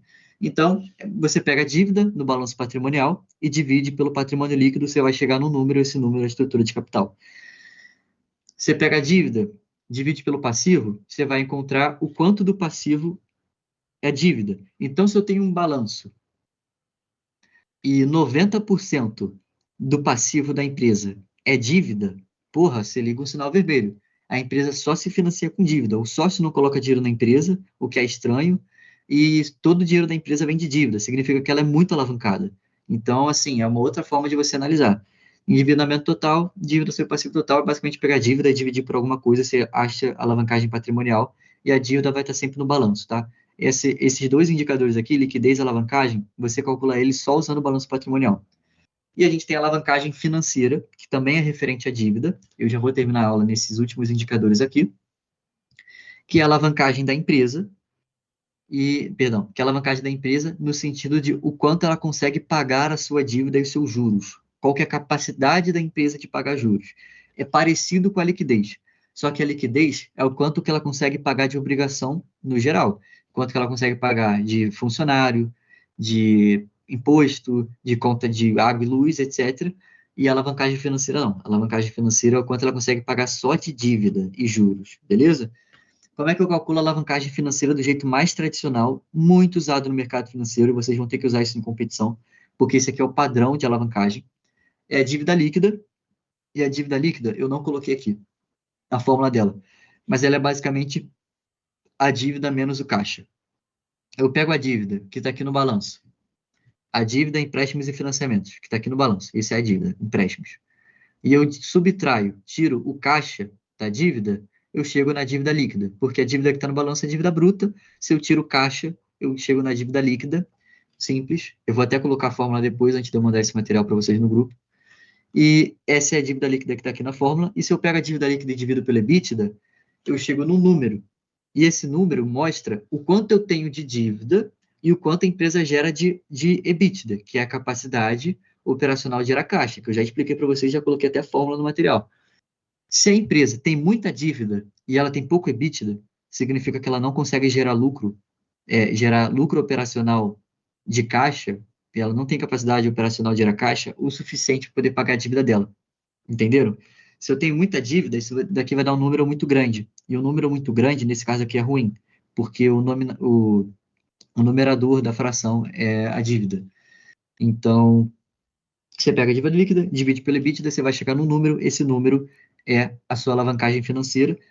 E como que a gente calcula a cobertura de juros? Cobertura de juros é o quanto a empresa consegue pagar só de juros, tá? A dívida líquida é a posição da dívida total.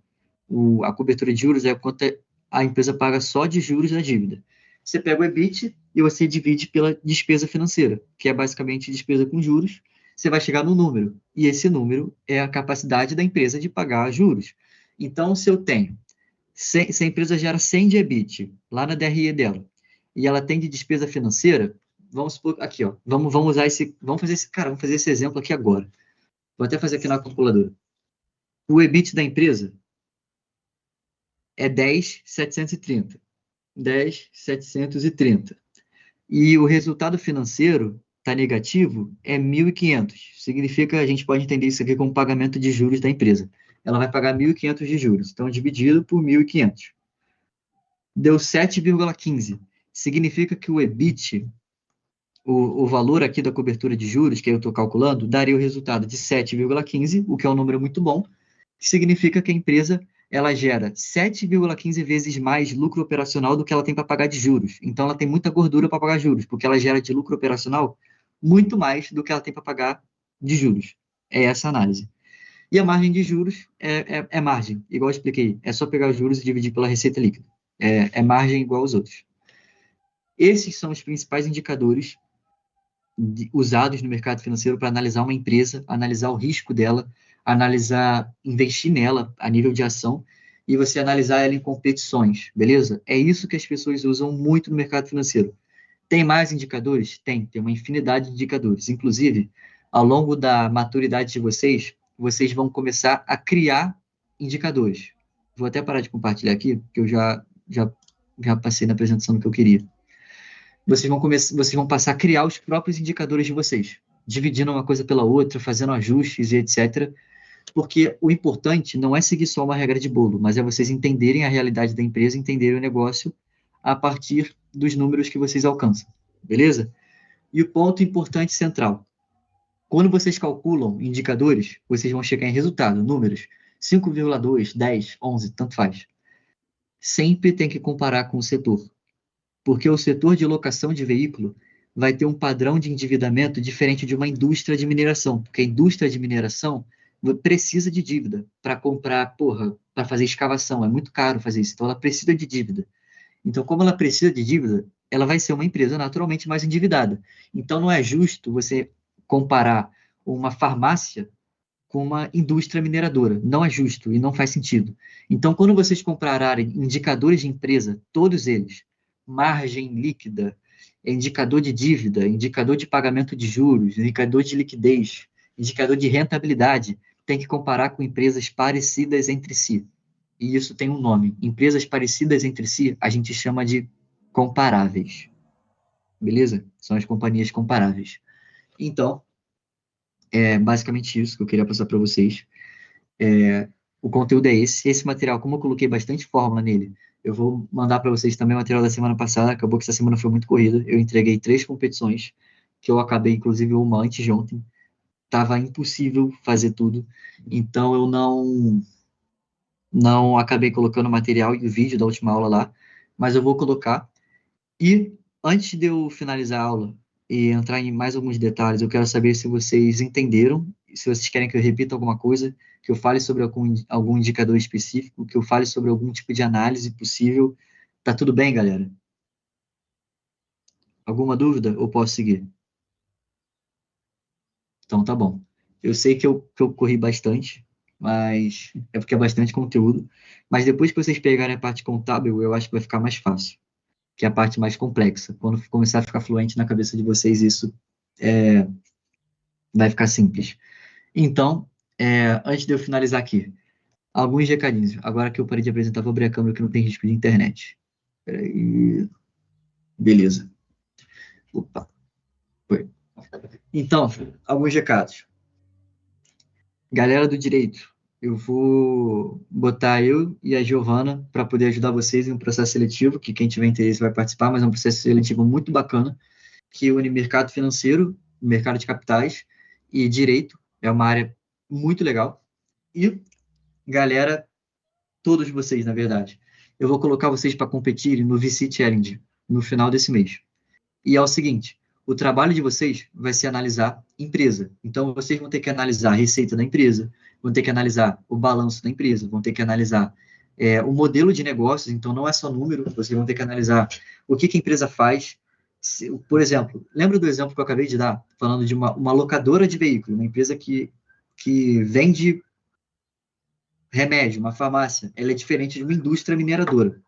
Então, cada uma tem seu perfil. A indústria mineradora ela vai precisar de mais dívida, então o balanço dela vai ter mais dívida, normal. A empresa, a farmácia, não vai precisar. O comércio, a padaria aqui do lado, não vai precisar. Então, cada uma tem seu perfil, vocês vão precisar analisar o modelo de negócio delas também. Beleza?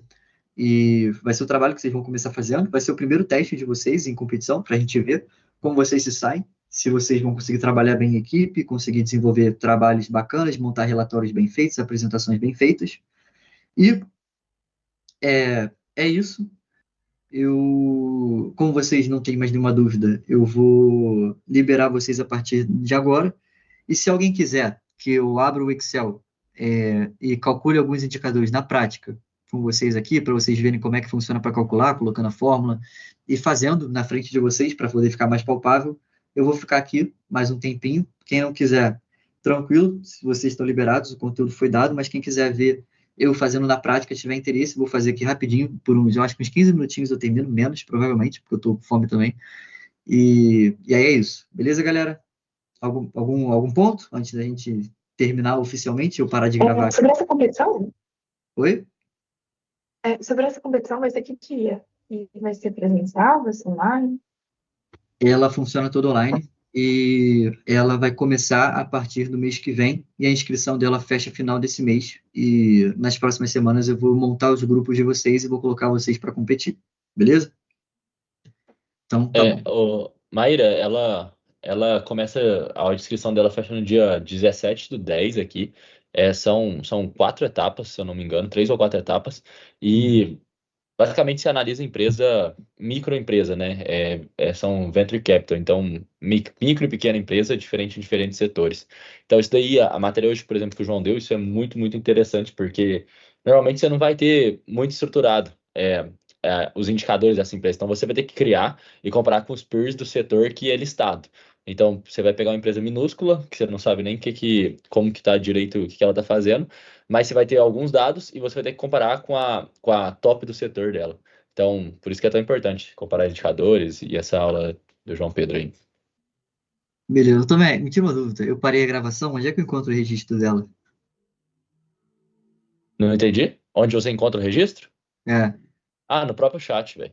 Aparece aí não, beleza, depois. então. Logo depois. Depois você me fala. Então, pessoal, Beleza. eu vou passar o nome para vocês, eu vou escrever aqui no site o nome da competição. Já pesquisem sobre essa competição, como funcionam.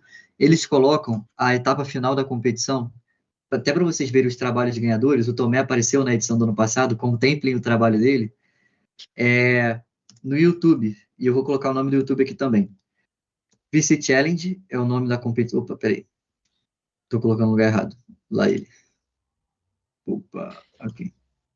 VC Challenge é o nome da competição. E o canal no YouTube deles é da KPTL, né, o Tomé? É, da KTPTL. Eu mando aqui se quiser, eu tô com a lista aberta. A gente manda eu vou mandar no grupo também, mas vou escrevendo o nome deles aqui. Essa vai ser a competição que vocês vão começar fazendo. E a gente vai mandar o material para vocês que a gente fez. O Tomé manda o material dele da final, eu mando meu material da semifinal, eu mando meu relatório. Oi. Não, desculpa. Começou o vídeo aqui, tá com o Léo. De boa. Tá. Eu vou mandar o material que a gente já montou, então vocês vão ter uma noção. Por exemplo, a primeira fase é montar um relatório. Então vocês já vão ter uma noção de como se monta um relatório, porque vocês vão ver o relatório que eu montei, o relatório que o Tomé montou na nossa vez. Vocês vão ver de uma forma palpável como é que funciona a competição. E a gente vai ajudando vocês, tá? Cada grupo que a gente formar vai ter um apoio ou meu, ou do Tomé, ou do Gabriel, ou do João Pedro, para ajudar vocês a desenvolver os projetos de vocês. Beleza, galera? E essa competição eu acho que dá para um de vocês ir para São Paulo apresentar o trabalho na final. Um grupo de vocês, na verdade. Porque ela é muito boa, mas eu acho bem factível, eu acho bem viável, sendo bem sincero. Eu fiz 2 vezes, eu cheguei na semifinal 2 vezes, meu grupo me abandonou as 2. O Tomé chegou na final, na única vez que ele fez, não é? Você só fez uma vez, né? Então vocês vão ter um apoio nosso, que é um apoio, tipo, bom, de qualidade, do Tomé principalmente, e vocês vão apresentar bons trabalhos. Beleza? Eu vou abrir o Excel aqui agora muito rápido, vou calcular uns indicadores. Quem não quiser ficar, pode ralar. Quem quiser ficar e ver eu calculando alguns indicadores aqui na prática, só para colocar em prática o conhecimento, fique. E ao longo da semana eu vou passar uma atividadezinha para vocês, como se fosse um mini dever de casa, para vocês calcularem alguns indicadores de algumas empresas que a gente vai mandar para vocês e vocês vão calcular para a gente, vai ser bem fácil e vocês vão entregar, beleza? Mas isso aí é assunto para a próxima semana. Vocês estão vendo meu Excel aqui? Ô, João. Oi. Oi, e aquela competição que vocês mandaram lá no grupo do dia 2/10, como é que vai funcionar? Aquela do... Qual que é o nome? Do Sebrae, aquela... Ah, na verdade, aquela lá é uma É a Liga competição... Jovem, né? Isso. Eu e o Tomé, a gente está representando a Liga que eu fundei, a LFNU, que todos nós estamos aqui presentes agora, como ela é uma competição de projetos. Então, o nosso projeto é legal, a gente passou para a final do estado de Minas Gerais, e ela é uma competição literalmente de projetos. Então, ela não é uma competição de análise, de trabalhos. Ela é uma competição onde a LFNU, a instituição que vocês fazem parte, ela é o objeto da competição e quem tiver o melhor trabalho vai ganhar, entendeu? Esse é o negócio. Na verdade, a gente competição. não pode- Oi? Pode falar, desculpa, eu acho que eu te interrompi. Então, essa, no caso, a gente não vai participar, assim, a gente mesmo competir. Não.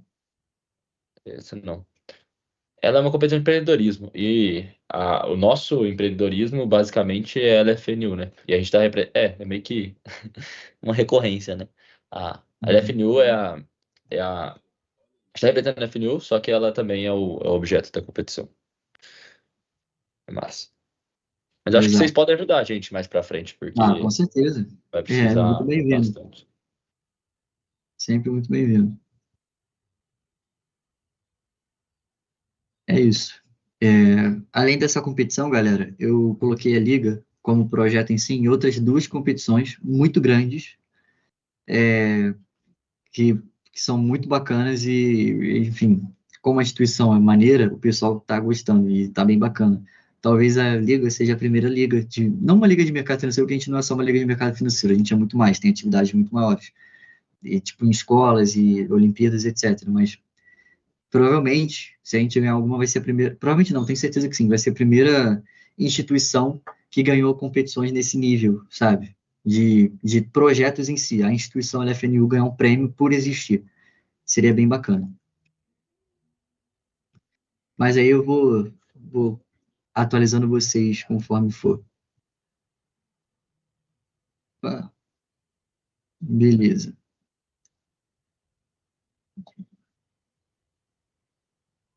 Tá bom. Pronto, isso aqui é uma DRE, vocês estão vendo? Receita, custo, lucro bruto. Despesa operacional, lucro operacional, despesa financeira, que é juros, tributo, chega no lucro líquido, deu positivo, significa que a empresa dá lucro. E agora eu quero calcular a depreciação, ela é menos 50. Depreciação, ela é menos 50. Lembrando, a depreciação, ela vai estar aqui dentro de custo, vou até colocar em laranjinha, e dentro de despesa operacional, ela pode estar dentro desses dois. A depreciação é menos 50. E eu tenho o EBITDA. Qual que é o EBITDA? Como é que eu faço para descobrir o valor do EBITDA? EBITDA, eu vou até anotar a fórmula aqui. EBITDA é igual a EBIT mais depreciação. Simples assim. Essa é a fórmula do EBITDA. Então, eu já tenho o EBIT, que está aqui, é o lucro operacional, que é o meu EBIT. E eu tenho a depreciação, que está aqui embaixo. E a depreciação ela também aparece no fluxo de caixa operacional, igual a gente mostrou lá na estrutura do fluxo de caixa, ela sempre está lá. Então, meu EBITDA vai ser igual a meu EBIT menos a depreciação, que no caso vai vir negativo. Como a depreciação aqui está negativa, porque ela é um custo e uma despesa, eu coloquei menos na fórmula, porque menos com menos dá mais, e aí vira uma soma no final. Mas estou somando porque, enfim, vocês estão vendo, né? O EBIT é 400 e o EBITDA deu 450. Por quê? Porque a depreciação é 50 e você soma de volta. Simples assim, é assim que se calcula EBITDA. Calculamos o primeiro indicador. Agora que eu tenho o EBITDA, eu vou fazer um balanço aqui rapidinho, onde eu tenho um ativo circulante no balanço patrimonial e eu tenho o caixa. E eu tenho clientes e estoque. E além do ativo circulante, eu tenho o passivo circulante. Aqui.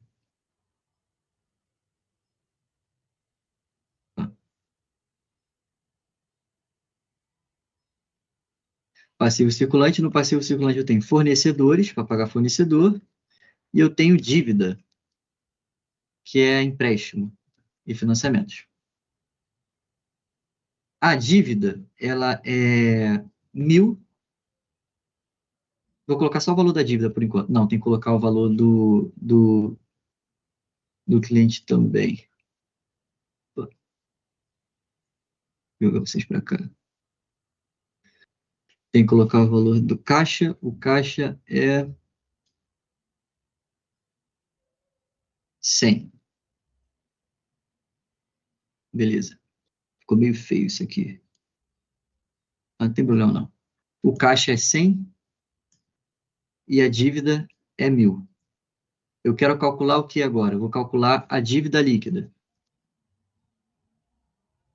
Se a minha dívida ela é 1.000 e o meu caixa é 100, dívida líquida ela é igual a dívida menos caixa.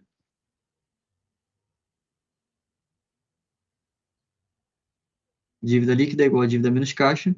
Por que dívida líquida? Porque a dívida bruta é a dívida total e a dívida líquida, bom, é líquida de caixa.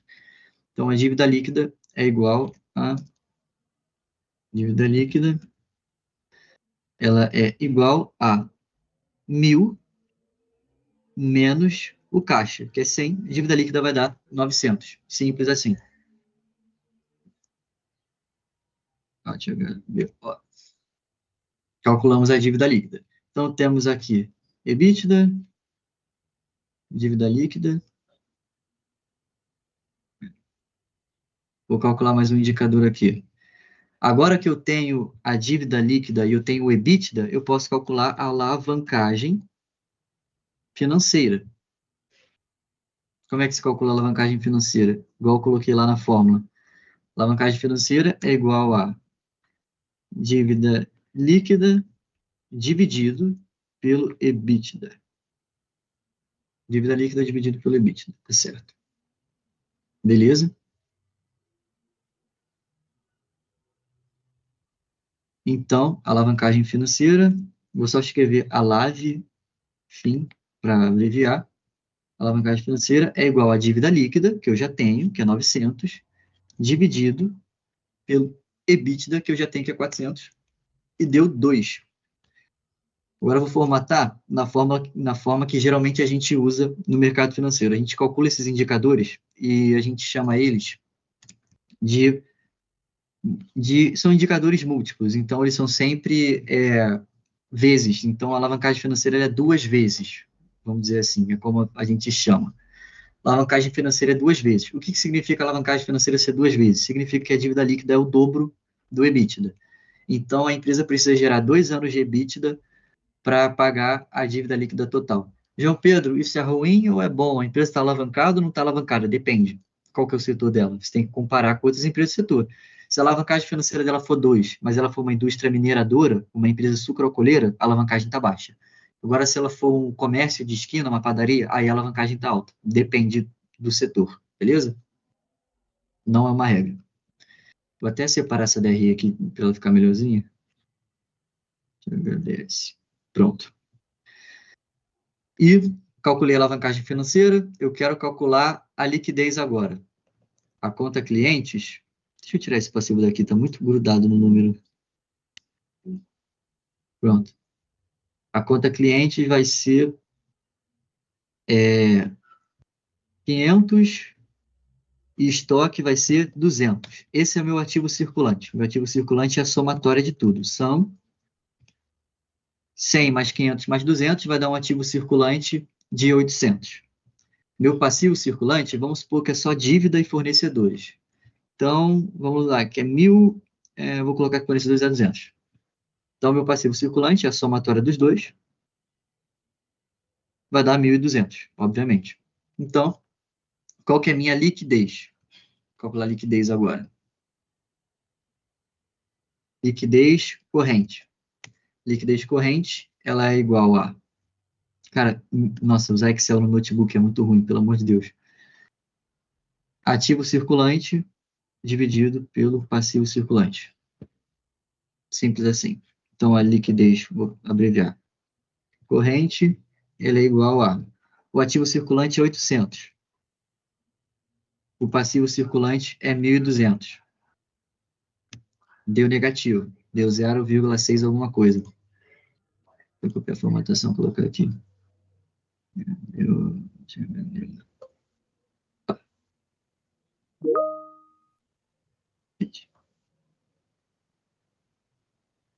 Caralho, cara. Atalho no notebook. Foi, tá. Deu 0,67. Deu negativo. Deu abaixo de 1. Como deu abaixo de 1, significa que bom, o passivo circulante é maior que o ativo circulante. O passivo circulante ser maior que o ativo circulante significa que a empresa tem mais obrigação de curto prazo do que ativo de curto prazo. Então, ela tem um problema, porque ela tem mais obrigação para pagar em pouco período de tempo, que aqui é 12 meses, e ela tem menos ativo para poder arcar com essa obrigação, e é por isso a liquidez deu negativa. Isso é um problema. Na verdade, sempre é um problema. Liquidez negativa sempre é um problema. Enfim, calculei liquidez, calculei dívida, EBITDA, alavancagem financeira, acho que tá bom. Vou calcular só mais um aqui, vou calcular o ROI, perfeito, que é a rentabilidade para quem tem vontade de investir em empresa, como é que calcula? Vou botar o ROI aqui embaixo. ROI é o quê? Retorno sobre PL, que é o retorno sobre investimento dos sócios. O ROI, ele é igual a lucro líquido dividido pelo patrimônio líquido. E o patrimônio líquido aqui, eu não fiz ainda, mas eu vou fazer. Esse é o passivo circulante. Oi? Ele quer meio. Tipo assim, tá bem discussão isso. Híbrido, home office, coisa. O CEO quer que, tipo assim, a gente vai 2 vezes na semana presencial e o resto home office. O dono quer que vai todo mundo presencial. Pô, até Você não tá falando comigo, não, né? tipo assim, igual vai te pedir ajuda, em vez. Ó, na hora que, tipo assim, o povo só te liga, em vez de ir lá em você, me ajuda lá e tal, aí você vai no PC. Cara, não tô vendo a tela. Quem é que tá falando? Avisa pra ela que tá, Eu vou mutar aqui. que tá com o canal aberto. Eu não sei nem quem é que tá falando que eu tô compartilhando tela, tô vendo só o Excel. Tá. E, enfim, o que eu ia calcular? Ah, tá, o ROI. Tem o passivo circulante, o passivo não circulante. Vai ser, passivo não circulante. Vai ser o quê? O que o cara vai ter de passivo não circulante? Sei lá. Imposto de longo prazo. Imposto longo prazo. Vamos supor que é isso. E aqui ele vai ter o patrimônio líquido também do lado do passivo total. Patrimônio líquido. E o patrimônio líquido vai ter capital, que vai ser 50. Cara, tá ficando muito feio esse balanço. Mas faz parte. E o lucro acumulado, que também é patrimônio dos sócios, de 100. Ah, não. O acumulado de 100. Beleza. O valor do patrimônio líquido, então, é a somatória de ambos, somatória de todos. Deixa eu fazer isso aqui, jogar para o lado. Patrimônio líquido é igual a soma dos dois, patrimônio líquido é 150.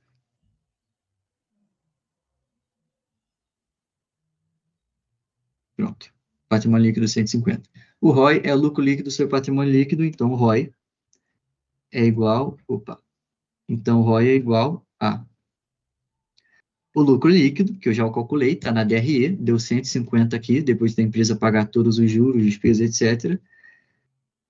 E o patrimônio líquido é 150, então o ROI é de 100%, porque os dois são iguais. Cara, esse ROI deu muito estranho. Deixa eu mudar esse valor do patrimônio líquido aqui, o lucro acumulado vai ser 20. Não, pior ainda, o capital vai ser 100, não faz o menor sentido essa empresa. O acumulado vai ser 80. Tá muito alto. Beleza, foda-se, vai ficar alto. O ROI, não aceito ficar alto desse jeito, é muito estranho, senão vocês vão achar que ROI de 83% é normal, isso não pode acontecer. 160, pronto. Tá muito alto ainda, mas ainda tá aceitável. É isso aqui. O ROI da empresa é 58%, que é o lucro líquido dividido pelo PL. Significa que quando você investe na empresa, ou seja, quando você faz parte do patrimônio líquido, porque o sócio, quando ele investe numa ação de uma empresa, você se torna acionista, o acionista está aqui dentro do patrimônio líquido. Quando você investe na empresa, a companhia gera 150 de lucro líquido para cada patrimônio líquido que você investiu. Então, o retorno que você tem de lucro líquido pelo patrimônio líquido que você investiu é de 58%. E eu acho que já está bom de indicador, eu acho que eu já consegui mostrar como é que se calcula. É basicamente pegar conta de balanço e conta de DRE e dividir uma coisa pela outra. Alguém abriu o microfone e fazer uma pergunta? Oi. Então, é tipo assim, se eu pôr R$1, eu vou voltar 1,58. Exatamente. Tá, Se beleza. você investe R$1 nessa companhia, vamos supor que esse balanço é DRE de um ano. Em um ano, você tem um retorno de 58%, você teve historicamente, tá? Porque você nunca vai saber o ROI futuro. Mas vamos supor que é 2024 isso aqui. A DRE é de 2024 e o balanço é de 2024. O balanço é de 2024. Significa que no ano de 2024, no ano passado, se você tivesse investido R$1, você teria de volta um total de 1,58, ou R$100, teria um total de 158, e o seu retorno teria sido 58% se você tivesse investido na empresa, entendeu? Entendi. Exatamente. E aí, esse retorno volta para você como valorização da ação ou dividendos, mas esse é assunto que o João vai explicar para vocês futuramente.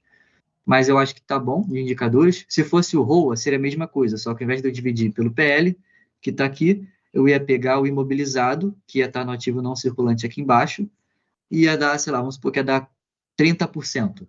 Significa que para cada R$100 que a empresa investe em imobilizado, em maquinária agrícola, o imobilizado dela consegue gerar R$30 de lucro. Então, o imobilizado gera 30% de rentabilidade para a atividade da empresa. Simples, dividindo uma coisa pela outra. Eu acho que já tá bom, já. Tá. Vou tirar isso aqui. Beleza. É isso, pessoal. Calculei os indicadores aqui. Na prática da prática é simples. É só você dividir uma coisa pela outra e você chega nos números, tá bom?